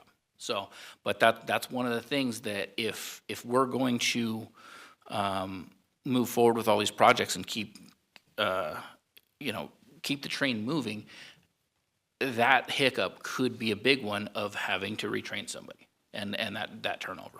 So that's a consideration. Really, that's pretty much all I have. My budget's pretty much status quo from last year to this year, outside of the firewall and switch project, and I'm open to questions. Thank you, sir. Appreciate it. We'll go ahead and start with any public comment from the floor. Is there any public comment from the floor? Yeah, West, this would be a time. This is your time. This is a time for you to come on up, and I know we did get a proposal from the TV boosters regarding some uninterrupted power equipment that they're requesting the city sponsor. Yes, I'm Wes Katzestein, the treasurer for the TV booster, and this is Ken Wetzel here. He's our primary technical expert, I would say, now over a number of things that we maintain up on the mountain. And yes, the question came up, if we had a major emergency in the valley, some kind of a catastrophe or major problem, would it be important to keep our capability up on the mountain in place during a possible power outage up there so the city channel could stay operational as you say we're recovering from some kind of an emergency? And so we put together here, that kind of being the objective, we put together, suggested 3 things that you guys might want to fund us to do, 3 levels of project, a basic project, intermediate, and an even more advanced project. 3 possible options that you might want to fund to help us maintain our capability up on Laurel Mountain to retransmit the city channel and also several other stations. We would also suggest that we might keep several TV stations on the air from out of town so people could be aware of the larger situation if there is a major event of some kind, and also keep at least 3 of our FM stations on the air. I don't know if you folks have had a chance to see the proposal we submitted, but we have 3 options. The first option, and I really Ken should be presenting this, he's the one that put these together, and if there's any questions, I'm going to turn to Ken real quick. But the first option, our basic option, is to have a single battery backup and a single 3 kilowatt inverter, so we could have a runtime of 10 hours. And this, basically, the goal would be to keep Ridgecrest City Channel 41, 3 additional regional TV channels, including all their sub-channels, and 3 FM channels on the air, and our remote management system so that we can manage those systems remotely. And this basically, the advantages of this baseline system, it's a cost-effective solution that would keep the city channel during a power outage of up to 10 hours. It would also keep 3 additional TV and 3 FM radio channels would remain operational to the citizens of Ridgecrest and most of the Indian Wells Valley. Now, the con to this one, or there's always an uncertainty in how hot things are going to get up there in that building, and at what time of year this emergency might happen. So, on a particularly hot summer day, we feel that this option, we might be forced to shut down all the extra TV channels except for the Ridgecrest channel. So we might have to take off those 3 channels or those 3 stations if we had a particularly hot summer day, because we do have 2 air conditioners up there that are running as needed to keep that place cool. The second option would be to add our own air conditioning unit, an auxiliary air conditioning unit that we could power with our battery backup. And so this second option would involve a 3 kilowatt inverter, as was option 1. We double the amount of battery storage in option 1, and we would add a single air conditioning unit. So the goal there would be a runtime of 10 hours. By the way, the first option was just under $5,000. The second option is about $11,000. So the second option, our goal there would be to keep the channel, Ridgecrest channel up, 4 additional regional TV channels up, and 3 FM channels, and also our remote control equipment, so we can turn things off and on and repoint those receivers if we have to, if we lose our incoming signal from any of those stations. So what we've added there is an air conditioning, double the battery, and of course, as I mentioned, the number of stations this would keep on the air, but of course, once again, there's always lurking in the background the fact that it can get pretty darn hot here. And so this second option, that on a particularly hot summer day, we may have to turn off 2 of the TV channels, other than the city channel, of course. Once again, this was for 10 hours. Then the most expensive option for about a little over $13,000 would be to double the amount of inverters, continue doubling the amount of batteries compared to the baseline, add a second air conditioning unit, and the goal there would be to have a runtime of 8 hours without having to turn anything off, even on a hot day. But we're losing 2 hours of runtime. We were offering 10 hours for the first 2 options. So we're saying if we add, change the way we do this a bit, add a second air conditioning unit, we could keep running on a very hot day, but only for 8 hours. So I hope this wasn't all too complicated. But once again, our goal here was to help the city reach out to the public in an emergency if we lose power on Laurel Mountain. And that happens, as you guys know. This assumes that the citizens have power to run their television sets. So that kind of puts it in perspective. So I hope I got this straight enough that you can understand it. And if you have any questions, I'll point them to Ken. Yeah, West, I have a question. Is there generation backup power there on Laurel Mountain? The Navy has a generator, but it's not hooked up to us, and I'm not sure if it ever gets used, Ken. We can't get to it. Now, one of the things we talked about potentially doing ourselves without asking you folks for money is perhaps we might bring our own generator up there and just have it stored away. So if we ever had to run beyond these amount of hours that we're talking about here, that we could go up there and rewire it ourselves to use our own generator. But to answer your question, no. Next question, how many times have we lost power up there? And if so, for what period of time? Oh, let's see, we had probably what, a couple times over the last year, Ken? 2 or 3 times a year. The longest time was a couple of days. So I take it the biggest impact is that if power goes out, you have to go up and reset your equipment. So the uninterrupted power would basically keep you from having to drive up there if power goes out for an hour or two. Well, Okay, restarts without, okay, so if the power goes out, it just resets on its own, you'd have to go up and, okay. one side advantage of this is it provides a more conditioned power for us, so we're not going to get as many glitches that might cause us a problem. But that's kind of a side benefit for the TV boosters. Right.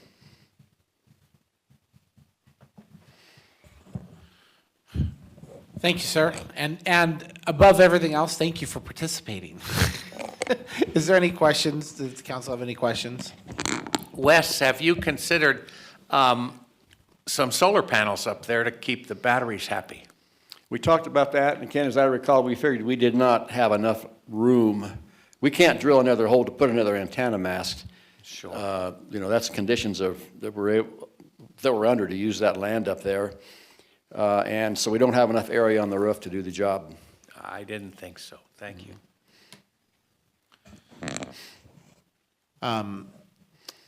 Any other council comments before I make any? I'm just going to double check if anybody else has any comments. Scott, do you have something? I have a question. So is your system completely self-contained?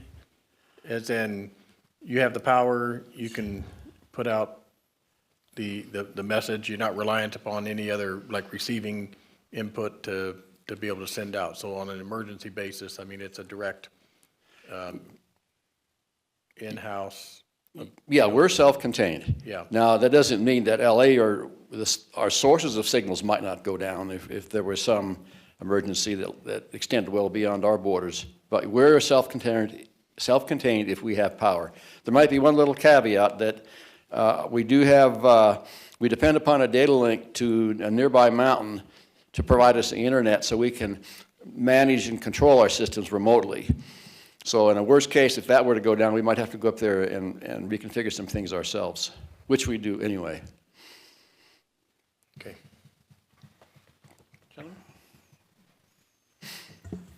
Just have one question. Keeping in mind the efficiency and the cost involved, which option do you prefer? But number one, you think? Yeah, I'm good with that. Okay, thank you. Yeah, I think number one would be appropriate, and if it turns out there's issues with the first option, they can always address the other factors later. Yeah, all three options, the fundamental goal is to keep you guys on the air. Everything else is gravy, so there's more or less gravy with options 2 and 3, but the fundamental thing is to keep the city channel on the air. And coming along with that is several FM stations. They don't use much power, so I expect we could keep like up to 3 FM stations on the air for any option. Nothing. Thank you for the presentation. It's vital for the community. Thank Appreciate you. it, West. Once again, you guys have an invitation to come up and see our. Still an open invitation? You got it. You appreciate it. guys, and we really appreciate the support that you folks have given us. Ken, did I screw anything up? Okay. I had a question. Do you guys know the load for that you guys are working with there? Ken does. Ken, Okay. you want to? Or just ballpark? Because, the reason that I'm asking this is, city manager brought up a really good point with a generator, right? A lot of our battery backup, we don't have a really large load or runtime on it because we know that our our generator's gonna kick in within 15, 20 seconds, right? And so if you guys are entertaining that, the idea of smaller battery backups with a generator might be something to look at. Yeah, let me say that we've had, I think, 3 technical meetings with a very, very broad team, and so the specific loads for the 3 options have been looked at. We're a little bit, we're not sure what the bureaucracy would be for us to, put in our own generator up there. We have to deal with the Navy, and we sign a deal every 5 years with San Diego, part of the Navy that owns that land, and we have some rather strict constraints we're under. Doesn't mean we couldn't pull off the bureaucracy. But we tried to stay clear from that, which is a starting point. Answer your question, option 1 has about a 1 kilowatt load that we put on it. Okay. Adding the air conditioner for option 2 would be another kilowatt load. So that's 2 kilowatts, that's why 2 batteries would be taken on that. Right. Yeah, I guess especially if you got a couple of times a year we're going without power, maybe we'll find out in short order whether ACs are required, especially if you're ever taking that many channels down. Yeah. It gets hot up there. Yep, I assumed. And I just want to personally throw in one comment. We had a work party within the last 6 months where an individual who'd volunteered for the day had a heart attack on top of the mountain. And there we were. We had the gate locked because there are motorcycle riders up there, and we didn't want anyone investigating, helping us out. We called 911. We had remarkable support from 911. It was amazing how fast those folks got up there, and the guidance we had from the person we were talking with on the phone that took the call. It was very impressive how it all worked out. And the gentleman was hauled down south, had 2 stents put in, and it's my understanding that he had no damage. But there we were on a mountaintop in the middle of the desert behind a locked gate with a guy having a heart attack. And 911 served us very well. So. Great to hear. So I've just got a few comments, and they go to what you've already heard from me before, which is, I see IWV TV boosters as a essential service to our community, especially for our seniors and for those citizens that truly struggle to afford so many of the increased costs that families are being forced to bear. This trickles down from either, all the way from the cost of utilities to the cost of food to the cost of entertainment. And in this case, IWV TV Boosters is providing a very critical service to this community, and I think that the city's continued support of them. I know this is the 3rd time they've came with such a request. Obviously, they might have been encouraged by a certain council member to do so. And it's, again, I think that the TV boosters represent the right messaging that we continue to invest in making the best possible community we can for people, and ensuring that they continue to stay operational, especially during an emergency situation, is important. But secondarily, it really gives us an opportunity also to explore ourselves and how we use Ridgecrest TV channel. And Matt's going to go, oh God, I know where he's going. I've said before, we have a resource in the Ridgecrest TV channel that we're not using to the full extent of its abilities. Just in putting out information, this budget workshop, which we are now at 2 hours and 19 minutes, this would make a great intermission time, okay, for a 3-hour typical, old 1965, 3.5-hour movie. It would be intermission time. But seeing this reran on the TV channel and giving people every opportunity to hear about their community, understand what we're trying to do objectively, and being able to constantly interact with their council, I think is critical importance. So I think continue to support them, continue to expand our individual use of the TV channel are all critical positive steps forward that we've already been doing as a community. So they have my full support.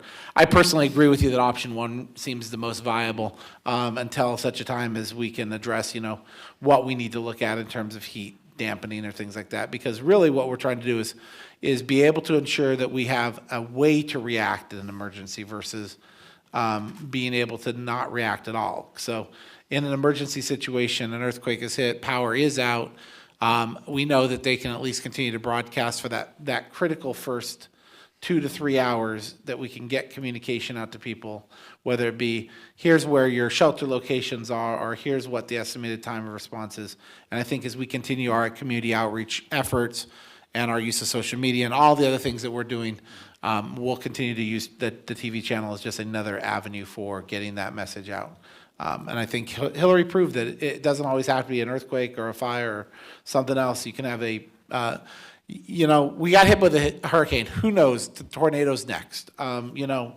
Something completely out of the nowhere that we never expected to see happen, only in Ridgecrest. So the key is, knock on wood, I don't want that to happen, but I'm just saying it's a fact that, if we take anything away from 2019, is that, we're coming up on somebody said we're coming up on the 5-year anniversary of the earthquakes. It's amazing to think that that's the case. But we have done so much to improve our resiliency that this just continues that chain of events. So, it has my support, and I certainly would hope that we can find a squeeze button in the budget to make that happen for them. Yeah, just a couple observations. I have a habit, whenever I talk to anyone around town I don't know, well, how do you get your television? And an awful lot of folks that probably couldn't afford something else use the over-the-air. And I'm glad you're using it. And then a number of folks that might be able to afford to donate, I said, well, are you on our mailing list? Which is my way of saying, are you donating? But there are a lot of folks, it's not possible for us to know how many folks are out there that are using this. It's free, it's over the air. We don't know who's using it. But you talk to an awful lot of folks, you'll find out they are using it, and they're probably not the kind of folks you want to hit up for a donation. You want to just be pleased that we're helping them. So, well, thank you guys for your support. Thanks, Wes. Thank you, guys. Wes. Thanks, Ken. So, Mr. Mayor, I got just a couple of comments on Matt's presentation and then Wes's presentation. I'd recommend that we plus up Matt's budget by $5,000 to offer option 1, support for that. Matt did mention in his presentation about the issues of recruitment and retention being potential problems for his department. One of the things we haven't mentioned in our presentation was we are going to be doing a follow-up salary survey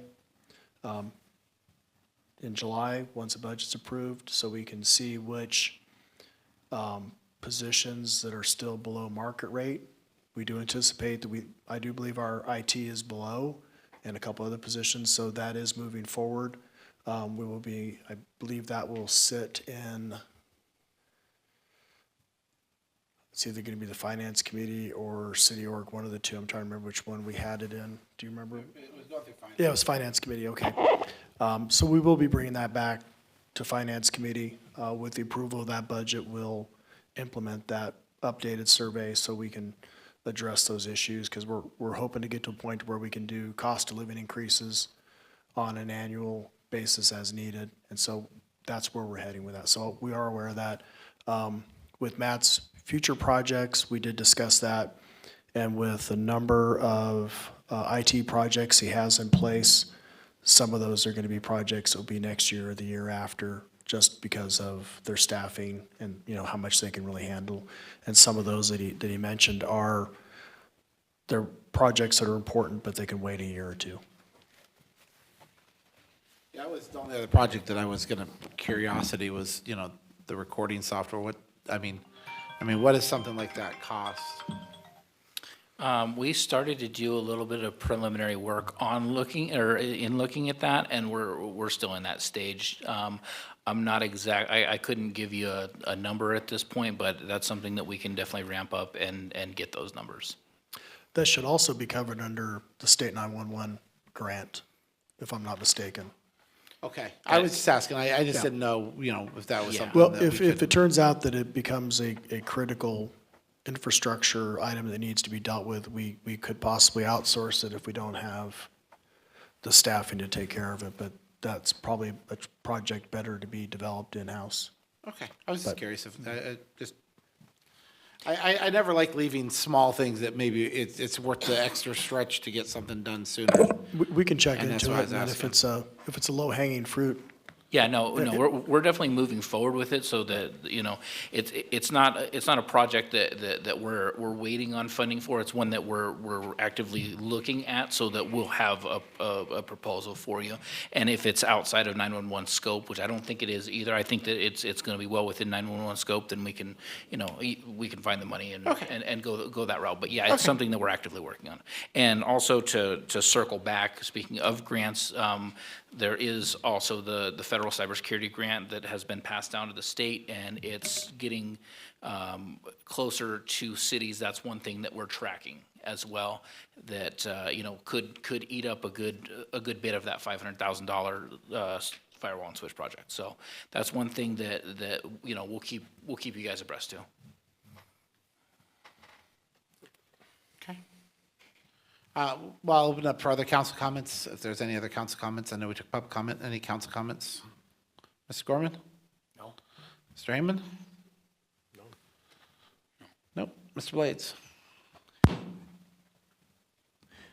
So you were talking about future threats and the increased threats. Do you have everything you need to address that? Sorry? Do you have everything you need to address the threats? Is it a personnel, hardware, software problem? Training? Currently, and you see an uptick in training in my budget there, because that's one thing that we have daily discussions about, and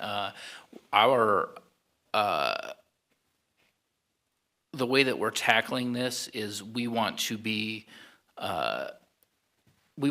understand the offensive security so that we can better provide defensive security. So that's one thing that training is going to end up doing for us. If you know, we do a good job with our firewalls, endpoint protection, that type of thing, but it's always something that we're monitoring, and if that need does arise, that's one thing that we will come back to you guys with, because that's paramount at, you know, in our department. Yep, thank you. And you talked about your entry security systems issues on the door. Is that what it is on the doors? Yeah. Yeah, okay. Is that just part of your strategic plan at some point? I'm sure you're racking and stacking what you can get to and what you can't. You guys are working full tilt.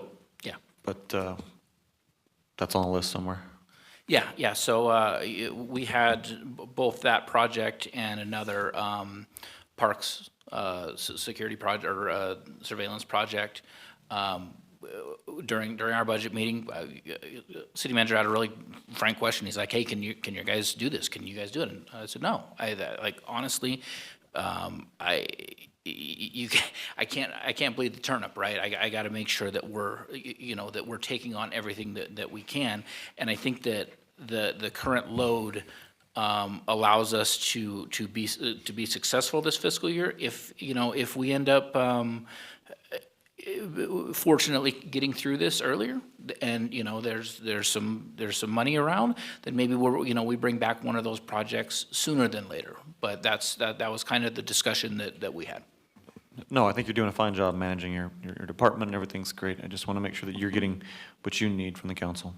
I appreciate it. All right, thanks, Matt. That's all I got.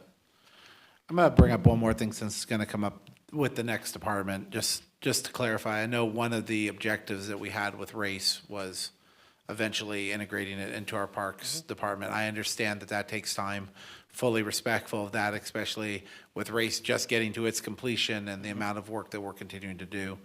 I know that's something that you're continuing to work on.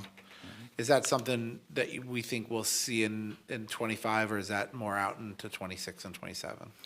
That was one of the projects that was in here that we just can't get to this year. Okay. I would assume that would be a 26 project. We are doing work in the background of making sure that we can that those connections are going to work. The infrastructural support of it. 100%, and that's so it's something that whenever we have the time for it, we want to make it more of a turnkey project than trying to build it out from scratch. So Okay. yeah, that's one thing that we're working on too. But one of their time-intensive projects also is addressing the camera system at the animal shelter. That's a fairly significant. Any type of facility Right. that is involved with our police department, I would absolutely make that a priority. That's there's no question about that. I know that's something that I think from a community I think the community, from a safety perspective, will appreciate it. I'm sure that they will have a similar response as they did with Flock and Placer AI and some of these other ones for, 10 people that want to come up here and scream, but for the other 29,990, especially the parents that have kids that use the parks and those type of things, that will certainly help them feel more confident. I understand it's going to take some time. I'm not trying to put pressure on that. I think it's something that we can continue to strive towards. I was just curious where you saw it and understood. Yeah, no, I don't see you guys as pushing at all, and those questions are definitely welcome. Okay. I don't have anything else. Thank you, sir. Appreciate your time. And thank you, gentlemen, for participating and for coming. And once again, for everyone out there, there's plenty of opportunity for public comment. We'd love to have your participation. We're moving into our next department, which is our Parks and Rec Department.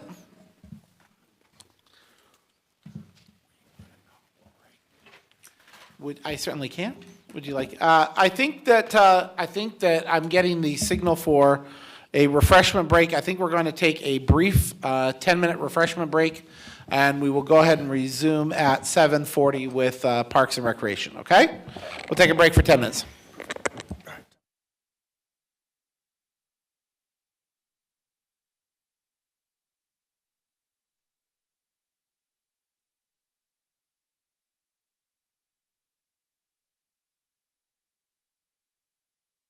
Thank you, everyone, for your patience while we took a small break. All of us needed a quick moment to stretch our legs and get up.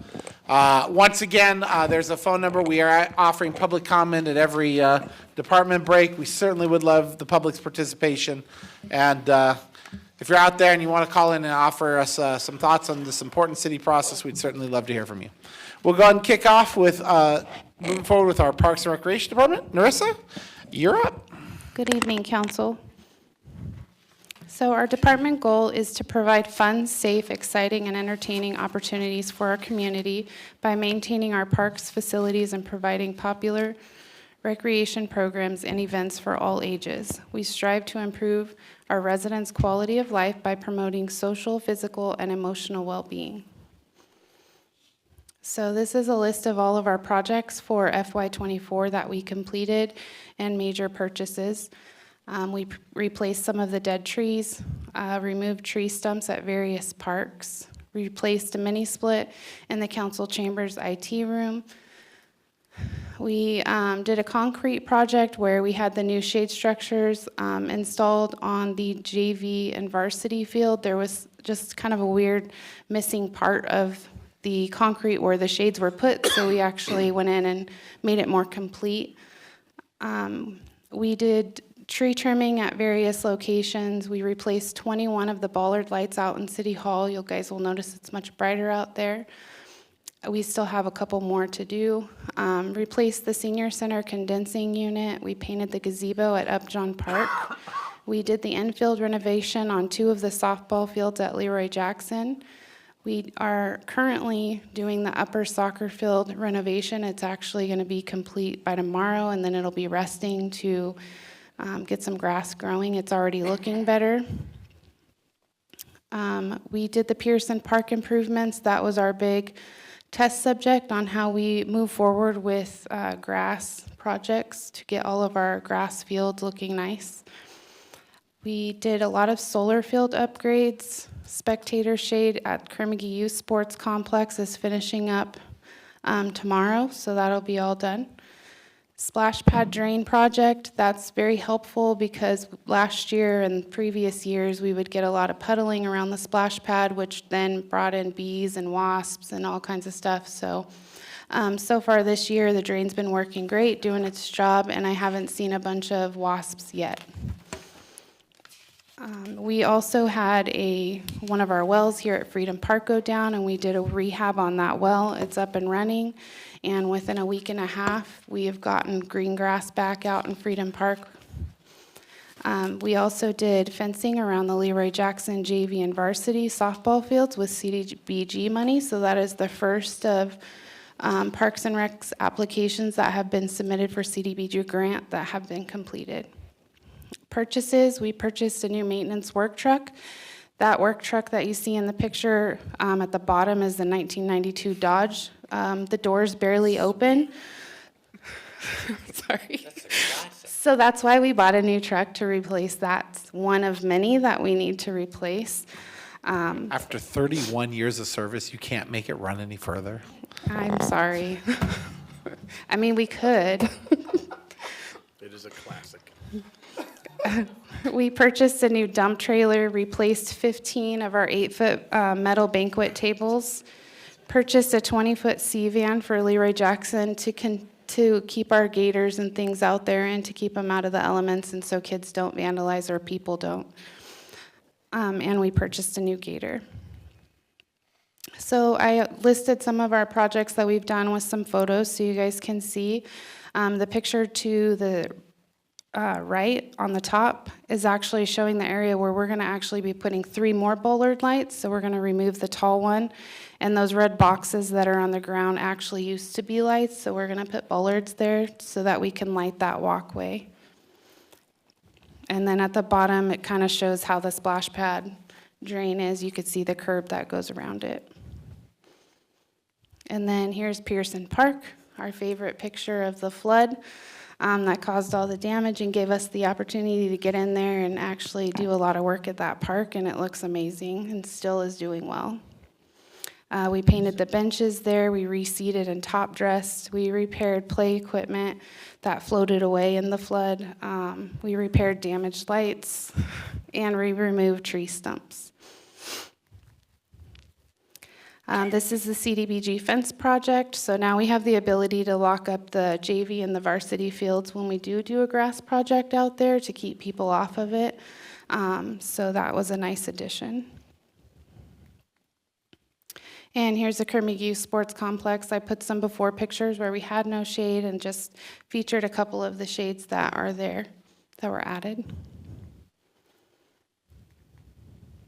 And ongoing, we have the tennis courts, which Travis awarded at the last city council meeting. And we have the ARPA funds for the bathroom. That is actually moving along pretty well. They have the septic tank put in. Yesterday they were actually backfilling where they had dug out, so we're moving along really well with that. The bathroom is due to be here in the middle of June. We have also our grant-funded projects. So Clean California is our really large grant-funded project that we have going on that has Leroy Jackson completely tore up, but we're also managing to keep it clean enough to where we can still operate programs on the field. I showed a picture of the new tennis court lighting. You guys can see in the bottom right-hand picture, and then on the other one is the berm where we took off quite a bit of it, and we've created a walking path down to the bathroom concession building, and there's actually 4 shade structures there now, but we'll have 4 with benches so people can actually sit on the berm and be able to see either side of the fields. The Penny Pool project, the design is 90% complete. The pre-construction asbestos testing is complete, and we have received the results. And at this moment, Wildan is working on the demo plans. Estimated demo is still summer of 2024 and out to bid summer 2024. So in our general fund, you'll see the Parks and Recreation Administration. This year, the proposed budget is $293,472. The Parks and Recreation Programs is $397,810.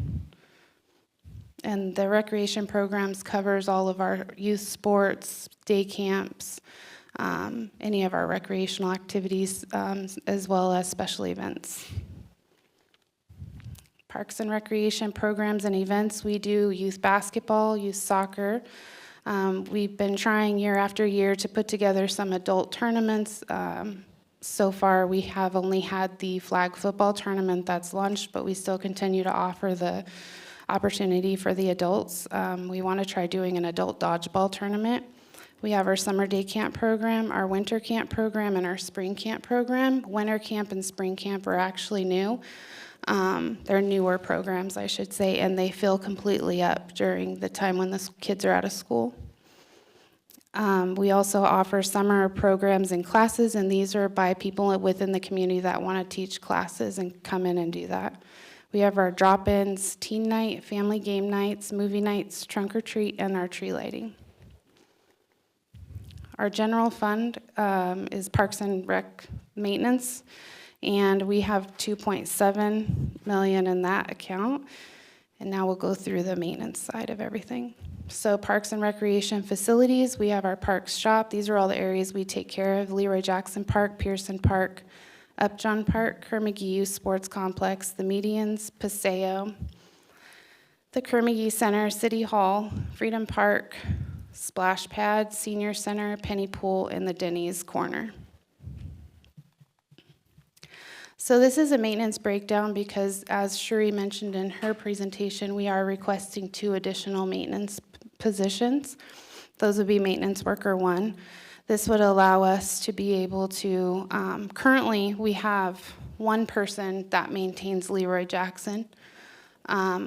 We lost an employee, so once we start the new employee that we've actually replaced him with, we'll be able to have 2 out there. But with that area and the amount of landscaping that's being added to it, we want to request additional employees so that we can have 2.5 to 3 people out there maintaining that area and all of the new landscaping. So this kind of gives you just a breakdown of where our people are at, who will be floating. That's the little white people, white individual things you see there. Sorry, that came out wrong. So the blue are people who are kind of just in their area. That's where they stay at throughout the day. The FY25 maintenance projects, we have grass removal around the City Hall and KMCC buildings. That's going to be done with a grant that Travis is working on. Replace 3 20-year-old existing HVAC units. That is in the admin, server room, and PD. Add an additional HVAC unit to server room to protect the IT infrastructure. Additional windbreaks for the spectator seating at the Kerr-McGee Youth Sports Complex. So what that is some of those bleachers are still getting hit by the sun because of the position that they're in. So there's a couple of them that we're looking at an option of putting a windbreak around the bleachers so their back's not being pounded by the sun. Grass rehabilitation project. For FY25, we actually sat down in our budget meetings and went over what our maintenance staff can actually handle, and so that's what we've budgeted for this year. So we have a plan for this year, and then in FY26, we'll move on with the rest of them. So by the end of FY26, hopefully we will have done all of our grass fields. So in 25, we're going to focus on the Kerr-McGee Youth Sports Complex, the Shetland, Pinto, and Bronco Field. At Leroy Jackson, we're going to do the Matt Armstrong Field 1 and Field 2. So all the soccer fields will be done at the end of FY25 because we're currently doing the upper field. We want to paint the gazebo at the Leroy Jackson Sports Complex, infield rehab on the varsity and practice field at Leroy Jackson, paint the banquet hall, paint backside of Kerr-McGee, replace broken blinds in meeting rooms, trim palm trees along China Lake, replace broken solar panels, clean up the Paseo. Those are overgrown. We haven't actually done a tree trimming at the Paseo in over 6 years, so it's due. Replace 3 or more of the bollard lights out in City Hall. Those are the ones I showed you guys. Renovation of the soccer concession building. Our concession building on the soccer side it's old and the inside of it shows. So I would like to maybe install like prefab cabinets and countertops so that we can make it look a little bit nicer for our users. And then just our ongoing maintenance of our facilities, medians, and parks. Some of the major purchases that we have built into our budget this year is replacing 2 of the maintenance trucks. So you can see the next 2 that we need to replace. They're not rusted at least, and the door's open, but they're continuously in the shop. They're old, so it's time for us to start replacing our fleet. Getting another top dresser, another aerator, a second verticutter, mower, sweeper, utility tractor, and seeder. And the purpose of all of these is so that we can cut the time it takes us to do our seed projects in half. Instead of having 2 guys working for 5 to 6 days to seed an entire field, we can cut that in half by having 2 seeders going at one time and 2 of the equipment on the same field. So it'll take us 2 to 3 days instead of 5 to 6 days. So future grant-funded projects, we have submitted an application for the shade seating area at the skate park. We actually got the agreement back, and I'm gonna be bringing that to council on June 5th to accept the agreement if council chooses to. I've submitted an application for the upper softball field spectator shade at the Leroy Jackson. On the upper field, there's no shade there, so we would be able to do that with that one. The application was submitted, and also an application was submitted for the Freedom Park Inclusive Playground. So those are the upcoming CDBG projects that are either going to be starting soon or we've already submitted an application. So future projects, this is for the upcoming is grass rehabilitation project, so this would be for the next fiscal year. We would focus on the Pony and Mustang field over at the Kerr-McGee Youth Sports Complex and begin working on the softball fields at Leroy Jackson. Eventually, it would be nice to replace the fence in the back of the youth sports complex with a new slatted fencing, or at least just new fencing. The fence is drooping. City Manager Strand and I have discussed other possibilities to possibly just be able to repair the fence. So we're discussing that as well. And then start interior painting of City Hall and Kerr-McGee. And that would be removing the wallpaper that we have and putting some fresh paint in here. Removing the wallpaper would be nice because it'd be easier to paint again in the future. And then expansion of this skate park at some point, hopefully adding a pump track or more skate features or something. And with that, thank you, and I'm open for questions.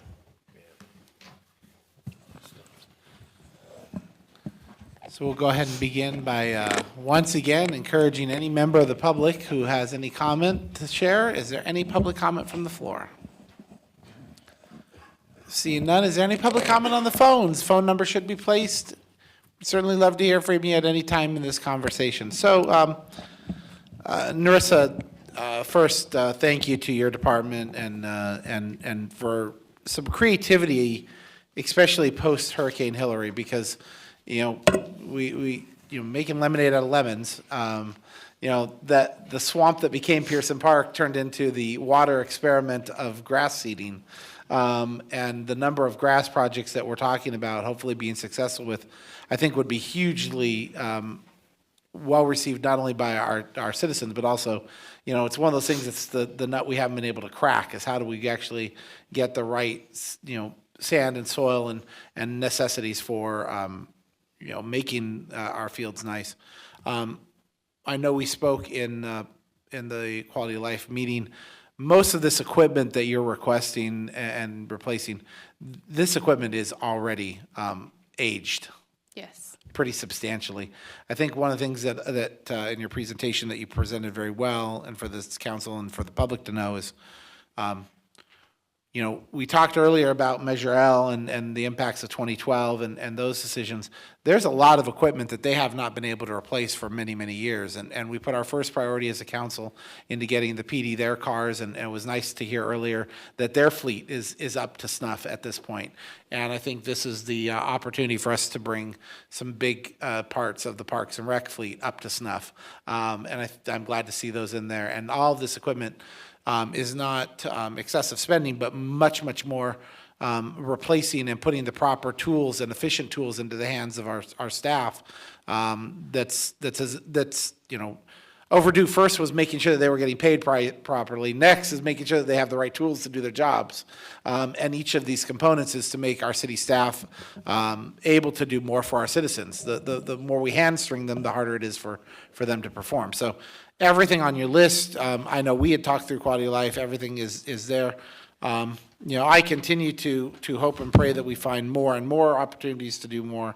I think doing the HVAC also is a real important step. I think those were smart moves to not only just fix things, but you've kind of got a list on here. You know, we jokingly looked at the 92 truck, the 2002 truck, and the 20-year-old HVAC, and this is Narissa's year to have some things replaced that she's had to spit and polish them through for a lot of years. So I'm glad to see Parks and Rec getting the pieces that they need, and I think it couldn't come at a better time with all the projects that you've had to guide to this point to get done. It's kind of funny to see a list of only like 3 to 6 things on the future projects list rather than, 12 to 14, and that's because you have 12 to 14 than the active projects list right now. I don't think Travis would like me bothering him more.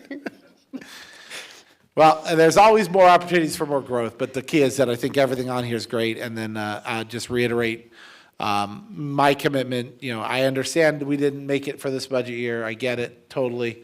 But eventually, or hopefully finding a opportunity, a grant, a ready opportunity, because we're shovel-ready or anything for the park to be added to Freedom Park, I think is an important piece to everything we're trying to do from Kerr-McGee all the way through to the senior center in terms of creating a complex for our citizens. So I really look forward to seeing hopefully that get further advanced in the next fiscal year, but totally understand why it's not in this year's budget. And I think these are important pieces for you to do more on a larger scale, because I think fixing some of the fields and those things will go a long way for our citizens. With that, I have no other questions or concerns with any of this, other than I'm going to do one thing that's going to embarrass the hell out of me, but I'll feel better if I do it. I am the mayor of the city, and I still don't know off the top of my head what the hell the Paseo is. What is the Paseo? Park? I'm sorry. What is Paseo? The Paseo is actually, I don't even know what street that was off. It's like a walking path in between housing over in the Eastridge Estates. It's like hidden. It's our only hidden public park. I feel so much better. I don't feel nearly as stupid now, okay? Because I'm literally listening to you talk about the Paseo, and I'm going, I should know where the hell this is, and I don't. I want to join the mayor. And is that where the dead trees were? And we had to cut those out a while back, Yeah. a couple years ago? Yes. Okay. Yeah. Okay. Do you remember where the dead trees were in that No, one little pocket? please. It was like a little pocket. I Okay. I It might A have been. lot of I'm the gonna go look for it residents now, but- actually help us with maintaining that area. So maintenance goes out there once or twice a year and does clean up.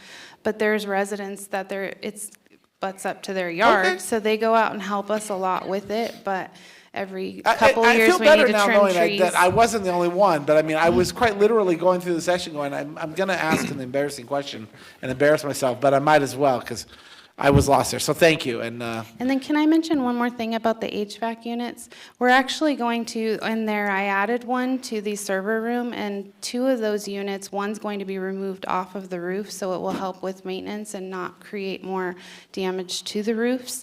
And it'll be mounted to the ground on the side of the building, so it'll also be more accessible for maintenance to be able to get to that. okay, sounds great. With that, I'm going to pass to Mr. Blades first. Nothing, Mr. Rajaratnam. Mr. Raymond. Mr. Gorman. 2 things. Your many programs that your office handles will increase once the pool gets fully into operation. That I they can will. see that happening. Also, you mentioned broken solar panels. How'd that happen? Broken in what way? Was it vandalism? I think a lot of it has to do with the fact that the school is right next to it, and a lot of times we find balls inside there. So I think it's the kids when they're at school or on the grounds of the school throwing things over and breaking them, because it's a fenced area. Thank you. The pool will actually help solve that too, won't it? Hopefully. Well, because the pool, the way, the depth it'll, No, they'll still be, it's still going to be on the property line of the school. so just getting rid of Monroe will be the solution. And There it is. that's in the future, I hear. I'm just looking for solutions, okay? Thank you, Narissa. Appreciate your time today, and Okay. and thank your team. I know they go unappreciated a lot of times for the amount of work that they have to do. 6 slides. The time is 8:06 p.m. It's 6 time- times 5. It's time for the one, the only, the infamous, and we will see how many slides we get to catch him on. There's quite a few. Mr. But- Reed. But they're very direct and to the point. Okay. Mr. Reed, Public Works Department. Good afternoon. First of all, I just want to say thank you guys for your continued support in all the projects that we do. I think it's great. One of the things that flies under the radar that we don't talk about much is how well all the departments work together now. I feel it starts with the leaders that you guys have put in place here. Everybody's willing to work, willing to help, willing to go the extra mile, whether it's a public works project, a parks project, an IT project. We all band together and find solutions and work well. So that's kudos to you and City Manager Strand for putting together a good team here. Couldn't do it without everybody that we've hired. And being a part with them, it makes me want to work harder. All right, on to the fun. So the mission, through our Ridgecrest Community Conversation, we obviously have learned some things, that repairing streets, repairing potholes, and road reconstruction and maintenance is a high priority. This year alone, the only reason why I know this is because I got a notice today for some potholes that we needed to fill. We've taken care of over 1,086 potholes this year. And I have to say that it's a testament to the guys out there. They get on it as quick as I see it. When I write an email back to them explaining if we're doing work there or whatever, they go, "Oh no, we already filled that. We already took care of it." So it's awesome. As you guys know, we've got 127 miles of infrastructure. Our biggest investment is our roads. So your guys' continued dedication towards prioritizing funds for us and Measure V, obviously, which is like 90% of our funding that goes towards roads, is crucial for us to be able to keep this pace. So as Public Works goes, we've got multiple departments. One is planning. There are 24 accomplishments. They completed the 2031 housing element. We're just waiting for the final blessing from the state. We began a comprehensive GIS project. As you guys know, we've been working hard to clean the building counter up and figure out what all we need to scan, what we don't need to scan. But phase one of this, after we watched Heather have to go through and individually count vacant parcels for the housing element, we decided it was time to get moving on this. I think I've had it in the budget for the last 3 years, and I have never had the ability to get this going. But after watching that, I said, we need to make this a priority. I think Heather and her team at the building counter, as well as with trash coming down, she kind of got voluntold that, hey, this is going to be your baby now. But she's been great with helping Public Works find solutions to accommodate new ADUs. She brought it to my attention that she could get some grant funding to be able to develop ADU plans that will be over the counter. We're probably about 80% done with that. We are going to offer an over-the-counter duplex, an over-the-counter 1,200 square foot ADU, an over-the-counter 750 square foot ADU, and an over-the-counter 500 square foot ADU. So literally all developers and applicants will have to do is come and say, we want to use your standard plan. We say, okay, they pull their permit, they go get trush calcs and a Title 24 for the way it's facing, and we give them a permit over the counter. It will cut months off of the time for things to start. She's been successful in updating literally all of the things that we have had from legislation the last 4 years in the municipal code.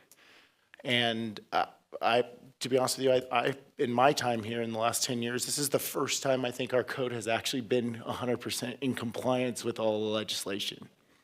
So she's done a great job. Her goals this year are the successful completion of phase one of our GIS implementation project. As I told you guys, we have started that. The first thing we're going to do is work on updating our parcel database. The address database is already done. and then being able to overlay a zoning map on that that all developers can see and utilize. And when you click on it and highlight a zone, it will tell you what the permitted by right uses are, what conditional uses are, things like that. So it'll give us tools that will not only aid her staff in calls that she gets for this, but will also save them valuable time because they'll already know what we can build by right and what we have to come to you for. She's going to continue to update our zoning map. We have multiple areas that have just little nuances that a zone line is not in the right spot or little things that we need to fix. And she wants to continue doing outreach to all the local developers to promote the use of these new standard plans that we're going to have. So not only are those standard plans going to be great for ADUs, but they can also double as single-family residences.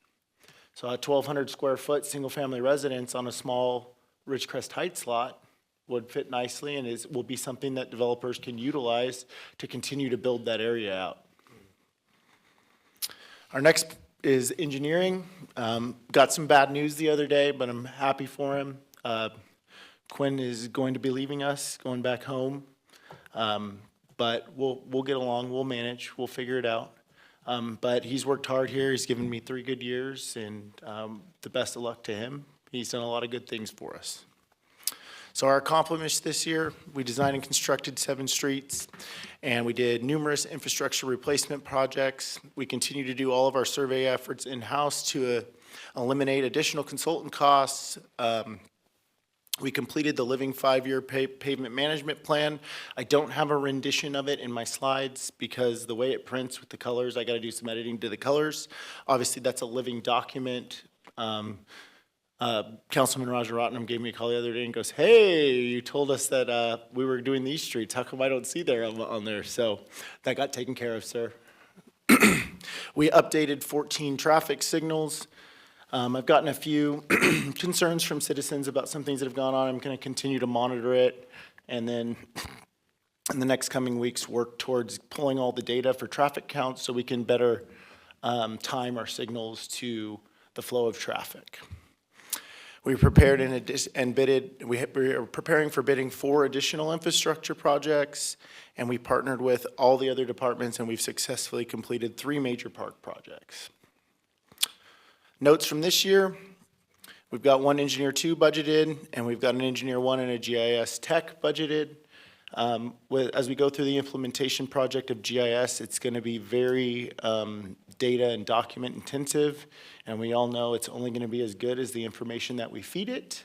So we want to make sure that hopefully we have somebody that will be able to aid us in going through and looking at documents and making sure the things we actually need to implement into it. We've got $75,000 budgeted this year for emergency infrastructure repairs. These are the broken curbs, the areas where we see shallow ponding and we know we need to do some work, buckled sidewalks at ADA ramps and things of that nature. And then we've got $48,000 budgeted for capital software. These are for all the programs that are absolutely crucial to our department, such as AutoCAD, our Trimble software, which is all of our surveying software, ArcGIS, which is the platform to which the GIS runs on. We've had a minor system for wastewater, but we want to continue to build that up as well and implement that within the GIS, the big project that we're working on. Our 24-25 goals are to oversee the design and construction for all the proposed road work this year. Within that, we have $2.6 million budgeted for yet another paving project. We've got $300,000 budgeted for the Lost Floor sidewalks. We're going to do that fully in-house. It's 100% Measure V funded. This is all dependent on our Rule 20 project and what we find out from Edison. So if we get to it this year, that's great. I can't guarantee that until I know the impacts and the timing and things like that from SCE. We've got $3.9 million budgeted for the Bowman Channel project and the Norma Street project. One of the big things and the key things there that I have for that project is we kind of slowed down and pumped the brakes just because I wanted to make sure that we were setting ourselves up for the future. We've got multiple developments that have talked about going in near Raider, Downs, and in between Norma. that will significantly increase the amount of traffic that we will see on Downs, Bowman, and Norma. So I wanted to make sure that the layout of the intersections there are going to be something that is going to be compatible for signal infrastructure at some point. So I'm actually probably going to have to bring an amendment back to you guys so that way I can complete that design, but we are really, really close. We've got our $7 million AHSC project. We've gotten all the studies and all the things back we need. I've got 90% plans in my inbox. I just need to click a couple of these major projects we've got going off so that way we can get that out to bid. Within that project, we've got 1.3 million from Measure V that's going to the reconstruction of the intersection in Norma and Felspar, and also putting that road through and aiding in the paving so that way we can pave it from Downs all the way to Sanders. It's going to put in the curb infrastructure. There's bike paths, walking paths, ADA upgrades, and we're also doing, as you guys know, the major drainage project there, so that way we can prevent 4 foot of water in people's front yards that we saw with Hurricane Hillary. Of that project, more than $4 million of it is grant funded. Our second one is our Mahan Street Phase 1, and we've got 2.4 million budgeted for that. That is a full road reconstruction. As you guys know, you guys approved the full design of Mahan from Bowman to Springer. I do have some good news. We are oh so close to being able to get Phase 2 added to Phase 1 and an additional $1.1 million of grant funding. That project, I think, is going to be crucial with not only with redoing the road and making it passable for all the people in that area, it's also going to add a parking lane, and it will do some major drainage infrastructure improvements, such as curb and gutter through the whole way, so that way we don't have as much dirty water that's getting into our storm drains, and also keep the water that comes down Springer heading eastbound down to China Lake Boulevard rather than coming down Mahan and scattering dirt everywhere. And then lastly, we have our Mahan and Ridgecrest Boulevard four-way stop. As you guys know, we did a warrant study for 2 intersections last year. One of the intersections that came up as warranting a 4-way stop was Mahan and Ridgecrest Boulevard, so that'll probably be one of the things that we tackle early on in this budget and try to get that done. We've had quite a few accidents there, and since it does warrant it, I've seen multiple people trying to cross there and people come into town at about 75 miles an hour right there, so I can just foresee a bigger problem there at some point, so we're going to try to slow people down in that area. This is our road rehab plan for this year. As you can see, it's quite robust. Our paving projects are on the left, so we're doing Sierra View Street from Dolphin to Bataan. We're finishing and continuing the paving on Wild Rose from Sierra View to Downs. We're giving the East Ridge Estates, I don't know why I want to always call them the North Ridge Estates, but the East Ridge Estates, some much needed love. I don't think we've done really anything over in that area other than slurried Sunland, so we're going to pave Cottonwood, American, Broadway, and Kimberly, and then we've got a couple cul-de-sacs that we were planning on slurring, but after I looked at them, I realized that's well beyond slurry, so we added Lucille and Wendy Lynn, and I'm sure Commissioner Blades will be happy with that, Councilman Blades will be happy with that one. And then as you can see, we've got a robust slurry list planned. I don't necessarily know that I need to read every one of those, but there's quite a few. And I think some of our big milestones that we completed is we did another $3 million worth of street rehabilitation and paving this last year. We have now fully implemented the updated 5-year plan, which gives us paving, slurry, and chip seal projects for the next 5 years, which is beginning in 2026. So what we're doing this year is kind of filler and things that we needed that we knew infrastructure was failing on. We've been aiding parks with multiple construction projects. Nurse and her team do a great job, and it's just nice to be able to aid and help at times. We completed over $250,000 of emergency repair work this year. I know for a few of you, that's kind of been a big ticket item to be able to get out and replace the infrastructure that we do have. So we did, again, set aside a good chunk of money to be able to do that this year. We updated more than 25 ramps again to further get us in compliance with all the new ADA laws and better protect us for grant funding in the future. And we navigated, I don't even know, treacherous is probably not the right word for what we've encountered on China Lake Boulevard, but we've navigated that, and I can say that the majority of the behind sidewalk improvements were completed today, and we actually opened a portion so that way both through lanes on China Lake Boulevard and Ridgecrest Boulevard can be utilized. So the cap hasn't been completed yet. The cap is scheduled to be done next week, but with the way Green Book reads and the way all codes read, you're allowed to have at least a 1/10 drop. So we felt that with the long weekend, it was in the best interest of the public to be able to have that intersection flowing at full capacity. So we did everything we could today to make sure we could get that open. Our next is Streets Department. Some of their budget notes for this year is we've got over 1 million programmed for slurry. Danny and his team have been absolutely knocking that out of the ballpark. As you guys know, when race came through, it kind of set us back. We had to kind of pick and choose what we were doing. Our typical numbers were around 7 linear miles of roads slurried, and we had a couple years that were 2 and 3. And I'm happy to say that already in this first wave of slurry that we've done, we're already above 7 miles. So he's really been knocking it out of the ballpark. We have another $485K budgeted for equipment. What, as Narissa and her team have been doing, we're really trying to pull more of the contract items that we see in-house because we feel it's a lot more, one, physically responsible. We can get a lot more done and make our dollars go a lot further. And really, when you're working for a city, that's kind of the name of the game, right? How do we do more with less? So we're asking for some more equipment, such as a grinder for our new striping machine, which hasn't gotten here yet. We've got quite a few roads that really need some striping, and the striping machine that we bought will be able to put down thermoplastic, which is awesome because it lasts 10 times longer. We've got a skip loader to which Danny and his team are gonna fabricate a bucket so we can use it so they can prep streets for slurry a lot faster. We transferred in the most we've ever gotten from RMRA this year. We've got $717,000 for the Road Maintenance and Repair Act. We've got $300K from TDA, and we also have a claim in right now for streets and roads for over $3.3 million. So that'll be a good chunk of change that's going to reimburse some of the road work we've already done.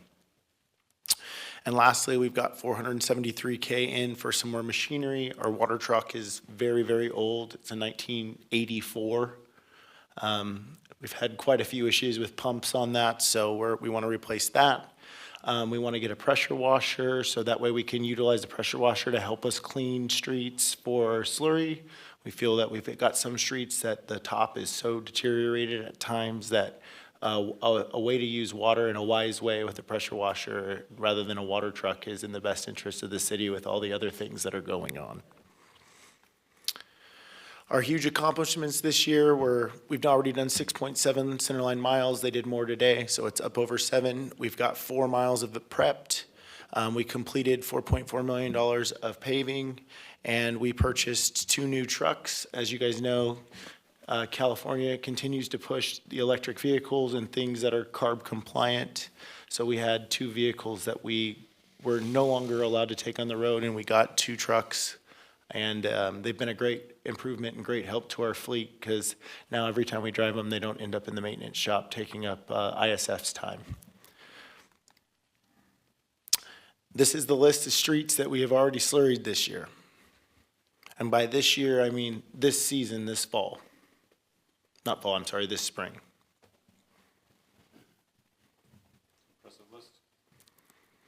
Like I said, they've really knocked it out of the ballpark. I'll let Eric continue to scan before I. Good? And then obviously there's more because I couldn't fit it all into one where I felt like people could read it. Our 23 calendar year paving, we saw Reeves get paved, we paved Fairview, we completed both stretches of Ward, and we also completed paving on Fairview. I'm sorry, did I have that in there? I have that in there twice, of course I do. We did all the Mesquite area, and like I said, our team has knocked it out of the ballpark. I know I've gotten complaints from people that I know and love about how much construction there is, but It's kind of just in our nature, I feel like, all of us up here, and it's going to continue for the near future. So the big what if. Our reserves. We had a goal of spending all of our reserves. Obviously, we've knocked that down quite a bit. Yes, Measure V reserves. Not general fund, no, Measure V reserves. So the big question, what if we lost Measure V? I think we've had a very proactive approach. We've been pushing and pushing and getting machinery and getting things so we can make ourselves more efficient so that we can do more with less. Measure V, as I've said, pays for like 90% of our road work. What we see and what our public is used to, if that goes away, would almost cease to exist. So it's very crucial that we make sure that Measure V stays in play for us. And if we lose Measure V, we literally will have about $900,000 a year to be able to go dedicated towards street maintenance. That literally will do 1/10 of the amount of work that we have done in the last 3 years.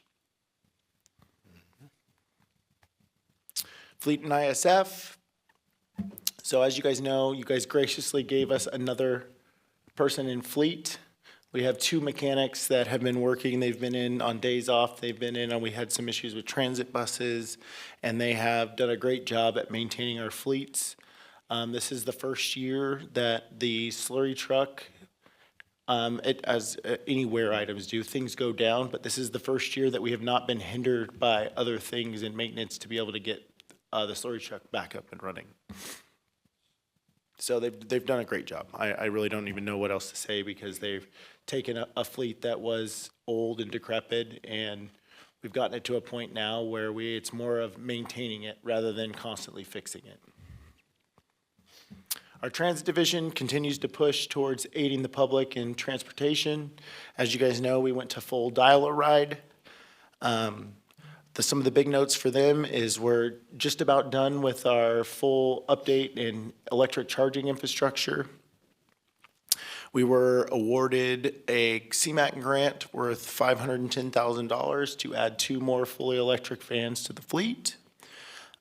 We got awarded Clean California Round 2, which I really have to get started because we need to get that out to bid like yesterday. So that way we can do landscaping improvements and things like that at the Inyo Kern Transfer Hub. We had uninterrupted service again this year. We retained our drivers again for a full year, so that's 2 years in a row that we haven't had any driver turnover. And in the previous years before that, we have had huge turnover. And with all the new regulations on licenses and passenger endorsements and drivers training and stuff like that, when we lose a driver, it will be 6 to 8 months before we have them back. So, and we had obviously substantial completion of the solar shade project. We're literally waiting on SCE to be able to flip the switch on the solar, and we're waiting on ChargePoint to finish up some initialization stuff so those chargers will be active. The 25 plan obviously is to continue to provide uninterrupted service and implement the use of 2 more electric vehicles. We feel this will drive operating costs down and will aid us in the future as far as streets and roads go. So as you guys know, TDA has transit assistance from state and local taxes, and anything that's left over we can use towards road repairs. And that's what the account that we were talking about that we had $3.3 million in that we did a streets and roads claim for this year. So anytime we can get our operating costs down, we can aid our streets and repair budget. And then obviously we want to explore advanced trainings. I think it's crucial in today's day and age with all the cars and all the people that have so many things in their hands and things that they're doing that we keep our drivers up to date on all their training and avoid an incident while somebody is on the bus. Next is wastewater. As you guys know, we've got kind of a big project that we've been working on, but not only are we near 90% on the wastewater design plant, which a presentation is going to be coming soon. We completed the West Ward Sewer Rehab and Replacement Project. We've further implemented the pretreatment program, and it is working. We've had multiple people that have installed grease traps. We found numerous restaurants that did not have grease traps, which is going to absolutely help us with our line flushing and line maintenance. We've implemented GIS mapping. That's part of that big GIS implementation project. And we've got $300K budgeted this year for 2 sewer rehabilitation projects. One is going to be the full design of what we need to do to all of our trunk lines out on the base. And then the other one is going to be looking at what we can do with the line that runs in between Balsam and China Lake Boulevard, in between Drummond and Howe. So we have a line that runs under a building there. We inherited it from the county when the city incorporated. And I just know with my luck that we'll have a problem with that and we'll be ripping the floors up of somebody's building. So we'd like to get to that sooner rather than later. We have 3.5 million budgeted for capital projects. We have had 600K budgeted for machinery, just so we can further in-house efforts. So like I said, I think that's kind of a recurring theme. You're starting to see a lot of the departments want to do more with less and keep things in-house. Our goals this year are to finalize and complete the 100% design of the wastewater treatment facility, implement a project schedule for that China Lake sewer project. Yes, I know it will end up taking the sewer out to China Lake, so we'll have another project, just not in that same area. And then complete another 3.5 million worth of collection system projects. And lastly, we've got building. As you guys know, we have 2 people up in building. They've been working really, really hard on going through all of the documents that we have in the address files. The address files, as you guys know, you've seen when you walk out, they're immense. There's cabinets upon cabinets upon cabinets. We've gotten all of our as-built plans gone through, so we have full sets of things. We don't have duplicates, so when we actually start scanning in this stuff, the money that we spend to scan will be truly to scan things we need. It will be not to scan a bunch of things that we don't need or will never use that's just fluff within the files. We're going to continue to send them to Calbo. As you guys know, the code morphs every year. They have updates every 6 months with major code cycles every 3 years. So we think it's very important that we stay up and keep our staff up to date with all the code changes. And then we're going to implement and work on researching online permitting and advanced software for in-house plan checks. We completed a full address database. I don't want to say recovery, but go through. So that was a huge milestone. We had multiple addresses that were labeled 810 South China Lake, 810 S period China Lake. So it's very nice now to have a standardized system. So when you search for a parcel, it shows up when you use the standardized. So, and with that, I am done. And I am open for any questions. That was more than 6 slides. I know it was. Okay, we'll begin our conversation first by asking if there's any member of the public here that would like to make a comment. Sorry, I didn't see anybody. Is there anybody on the phones? Phone lines are open. We'd love to hear from you. Anybody out there in the public that would like to share, we'd love to hear from you. While we go ahead and have a quick conversation, Travis, obviously your department has a whole lot of things that it does.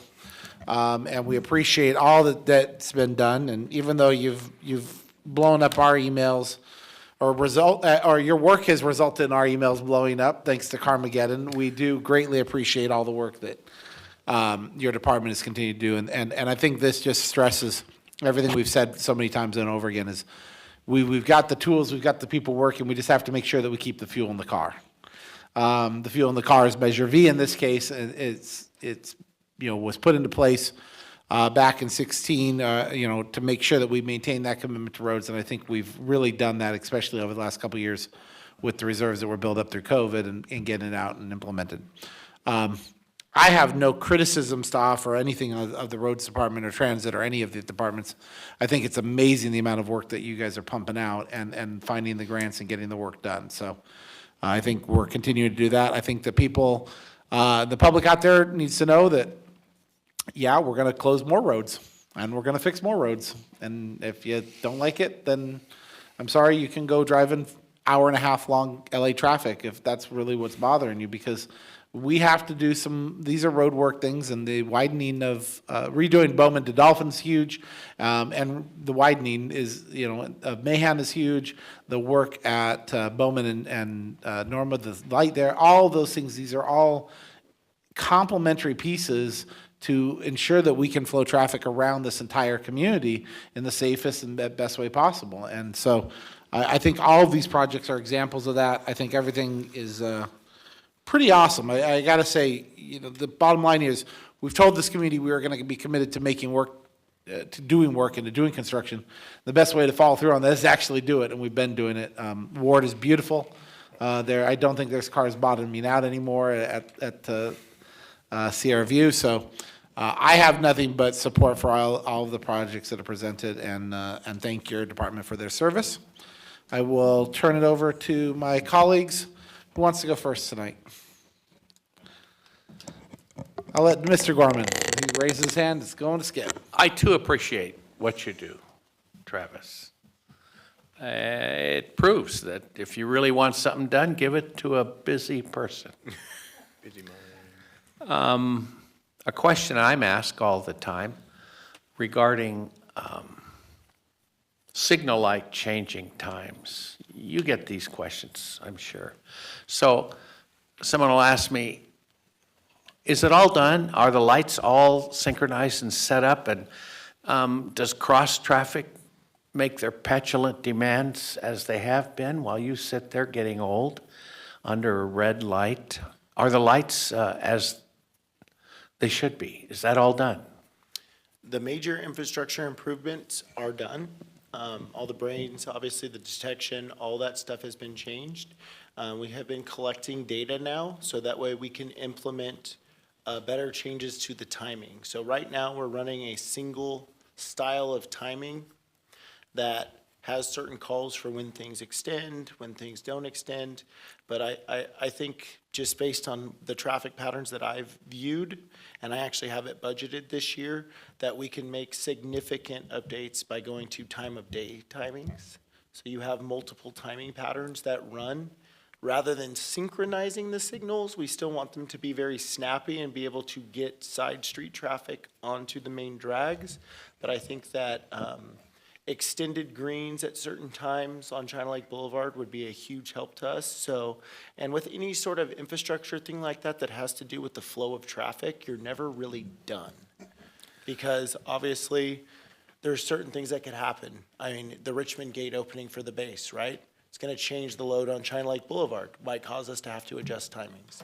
So it's gonna be a constant monitoring and a constant looking at our timings and making sure that we're Travis, giving. it may sneak up on us, but the business of lights is the best place where AI may be applied and do its magic. That thought just jumped into my head. You know, I honestly, and I don't know if they have any AI programs for traffic lights right now. We'll be first. So definitely something to keep my ears out for. I just want to say, I think, thanks to everybody and all the department heads for giving a great presentation tonight. I don't think anyone stood up more than the other, but it's turning into one of my favorite meetings that we have of the year, because it really, I get to see, everything that's going on in each of the departments, what has been done, what's on the future agenda, and how hard everybody's working toward a common goal. One thing in the finance meeting, I was talking to Cherie about the change in the atmosphere of where we are today versus years back. And it sure has a different feel to it. It's very positive. It's very uplifting. It's exciting. And I'm glad to be part of it, but I know you guys are the ones doing all the work, and it's greatly appreciated. I guess the public entrusts us and you to do what you're doing because they're not here, seeing it. But it's a great feeling and a change in feeling today versus 3, 4, 5, 6 years ago, and it's definitely a good position. So anyway, thanks to everybody. And our city manager for being a direct part of that team. I didn't mean to leave you out there. I just want to thank Mr. Reed for your hard work and for your involvement and taking care of things. The community is seeing how Measure V funds are put to use, so you do a great job on that. Thank you so much. I echo the compliments of Mayor, so there is nothing we are lacking in the sense like you give more than 100% of yourself when you do your job. So thank you very much. So other than that, I don't have any questions. Why didn't you wear a suit today? So when I went home, I was debating, I talked to you about it, and I talked to City Manager Strand about it, about, do I just show up in the yellow shirt? Because I'm going to be out surveying and out on China Lake Boulevard tomorrow, but my wife would have killed me if I was in a yellow shirt. She absolutely does not like it when I'm up in front of people and doing stuff in a bright yellow shirt, so. That's To all I save have. face at home, I will at least put a button up on. Did you have anything final, Mr. Blights? I'm going to just throw one more thing out there. I know I've told you before, and I'm saying it again. I know it's years down the line. It's something that's in my pet craw is, I know that it's hard. The more and more we keep investing in Ridgecrest Heights, I think is good for our future. The curb and gutter, the lights, all of those things down there. I know it takes time. We respect that it takes time, but I just want the public and especially those that live in the Heights to know we continue to be well aware that needs to be done, and your place on the list is slowly moving up there. I promise you of that. There was a backlog of things that need to get attacked, and each year that you hear this budget workshop, or hopefully you watch and participate in the process, you're hearing of big pieces being solved, and those big pieces being solved means that the little pieces get to move up in the priority list slowly but surely. And I know we've talked about it many times, and how much I look forward to the idea of the kids that occupy the Heights will have a contiguous sidewalk to ride on or to walk on, as well as the lighting to be able to make it. And I think, I know that my fellow council members feel the same way about developing the Heights. And just saying it again, I know it's on the radar. We understand completely what we can and can't do within any budget cycle. And we hope the public understands that, but we're very cognizant and aware of those needs. So just wanted to reiterate that last thing. Yeah, and I think it shows, like what you said, it absolutely shows that with how much development we've seen out there. I mean, we did Franklin this last year. We're doing Mahan this year. We've got two other smaller projects, or pieces of projects, I should say, on the docket to test two different brands of solar streetlights. So there's been a big move in solar and being able to size solar to handle a battery for dual mass and things like that. So we're actively searching and going to find a standard that we can follow and that we can use and that we can trust to be able to implement streetlights out there. And we placed a huge emphasis on doing road work in the Heights in our 5-year plan. So there is multiple streets that are going to get slurried, and if I get my way, eventually that $75K that you see in there for emergency repairs is not going to be emergency repairs anymore. It's going to be sidewalk and curb and gutter completing. That's where I'm heading. I want to be able to do a lot of that work in-house, have a contractor, a local contractor come in for a small portion, which is just form it, pour it for us. We'll do everything else. We'll cut grade, we'll do all of it. So you mean with $75,000, you could do a lot of the curb and gutter? I mean, with $75,000 going directed just towards the concrete portion of the curb and gutter, that we can stretch those dollars a lot. So how long can the firewalls wait, Matt? I'm only doing that as a joke for the public. Please understand that as me just being humorous.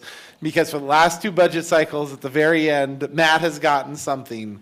And so at the very end, I was going to try and see what happened about stealing Matt's for my curb and gutters. Just to see his face. So that was only a joke. I swear to God, I'm not trying to press that, just having a little fun at the end. But another $500,000 would go a long way. I'm just asking if we saying. can get some curb and gutter. I mean, Stop. This brings the last department to the end. On your agenda, I'm not sure what else is on the agenda. Just next step. Typically, in the past, We try to approve the budget on the consent calendar during the second meeting in June, which leaves us the first meeting in June for any cleanup items for the council. Right now, I don't really have any notes from council about any projects or changes. And if there is none, then there's a choice to be made. Do you want us to put it just on a placeholder on June 5th for additional items that council may wish to address? Or do you just want us to go to approval for June 19th? Let me just double check. Let me just ask my council. Is there anything that a fellow council member wanted to address that was not addressed this evening? No, this budget, and luckily, the reason I was probably surprisingly quiet tonight is I've talked a lot more this year with each of the department heads. I spent time talking to the city manager. I knew we had a balanced budget when we walked up here. The only addition was talking to the boosters, which was great. So I had a pretty good idea for what was going on. I don't think we need to have, personally, I need no further discussion on anything that's going on. I think we just need to move along with it. There's nothing revolutionary in here. I'm good. I think it's a good idea, because July meeting, we're canceled anyway? Yeah, July 3rd, we're Yeah, canceled. so Yeah, it's just whether we prefer to need- get we- moved along on it. It's whether or not we need to bring it before public again on the 5th. We're going to bring it to the second meeting. Unfortunately, I will not be able to be present for that second meeting. I will be at LAFCO. Right, our intent would be just to put it on the consent calendar. But the intent is just to put the budget on the consent calendar for the second meeting in June. And I believe that, I think we've provided ample opportunity for public input. Again, there's plenty of time if there's somebody who watches this video tomorrow and wants to reach out to any one of us. I can assure you, any one of us would respond to you, and we would be happy to hear your concerns, but I don't see any reason why it needs to be in the discussion item in June, on June 5th, unless, again, you just want to be on a regularly scheduled date, on a regularly scheduled time for the public. But based on the amount of public input, I would say unfortunately not. I do, however, still encourage any member of the public that has any concerns or any questions on the budget, and either the department heads or any member of this council will be more than happy to address any of your concerns. Right, just remember, the budget is a living document, and I think staff does not have an issue that if we have a project that we need to bring forward, I think we've been, more than willing to do that, and council's been more than willing to receive it, so, okay. So we'll move it forward on June 19th for approval. Fantastic. I have, is there anything else from the staff for tonight? What's that again? Anything from the staff for tonight? Anything else from the staff? Anything else from the fellow council tonight? Nope. I just wanted, just one final note is just to remind the public and celebrate everyone up here, guys. This has been a 10-year journey for this city to the incredible position that we're at today in terms of our general fund reserves, our strength of character in terms of doing projects and building out this community, from community events to roads, to IT infrastructure, to our PD, to our Parks Department, to each one of these individual incredible departments and all they're doing. Ridgecrest has been on the rise for several years, but this is proof positive of it. We not only have our general fund fully stabilized and reserved, but we are able to now do many of the things that we've promised this community. And ultimately, this message goes out to all of you that are listening, and hopefully there's 2 or 3 of you that are important people that are listening. Thank you for your continued support for Measure P and your continued support for Measure V. These 2 sales tax initiatives allow us to invest in Ridgecrest first, and it is doing amazing things in making our community move forward. We're going to need your commitment again in November to recertify Measure V, whatever letter it's under, to make sure that this continues. And I thank you all for your continued commitment to invest in Ridgecrest. We're continuing to make it a great community, and you guys are a big part of it. Thank you very much. Have a wonderful evening, and we'll see you guys all at our next council meeting.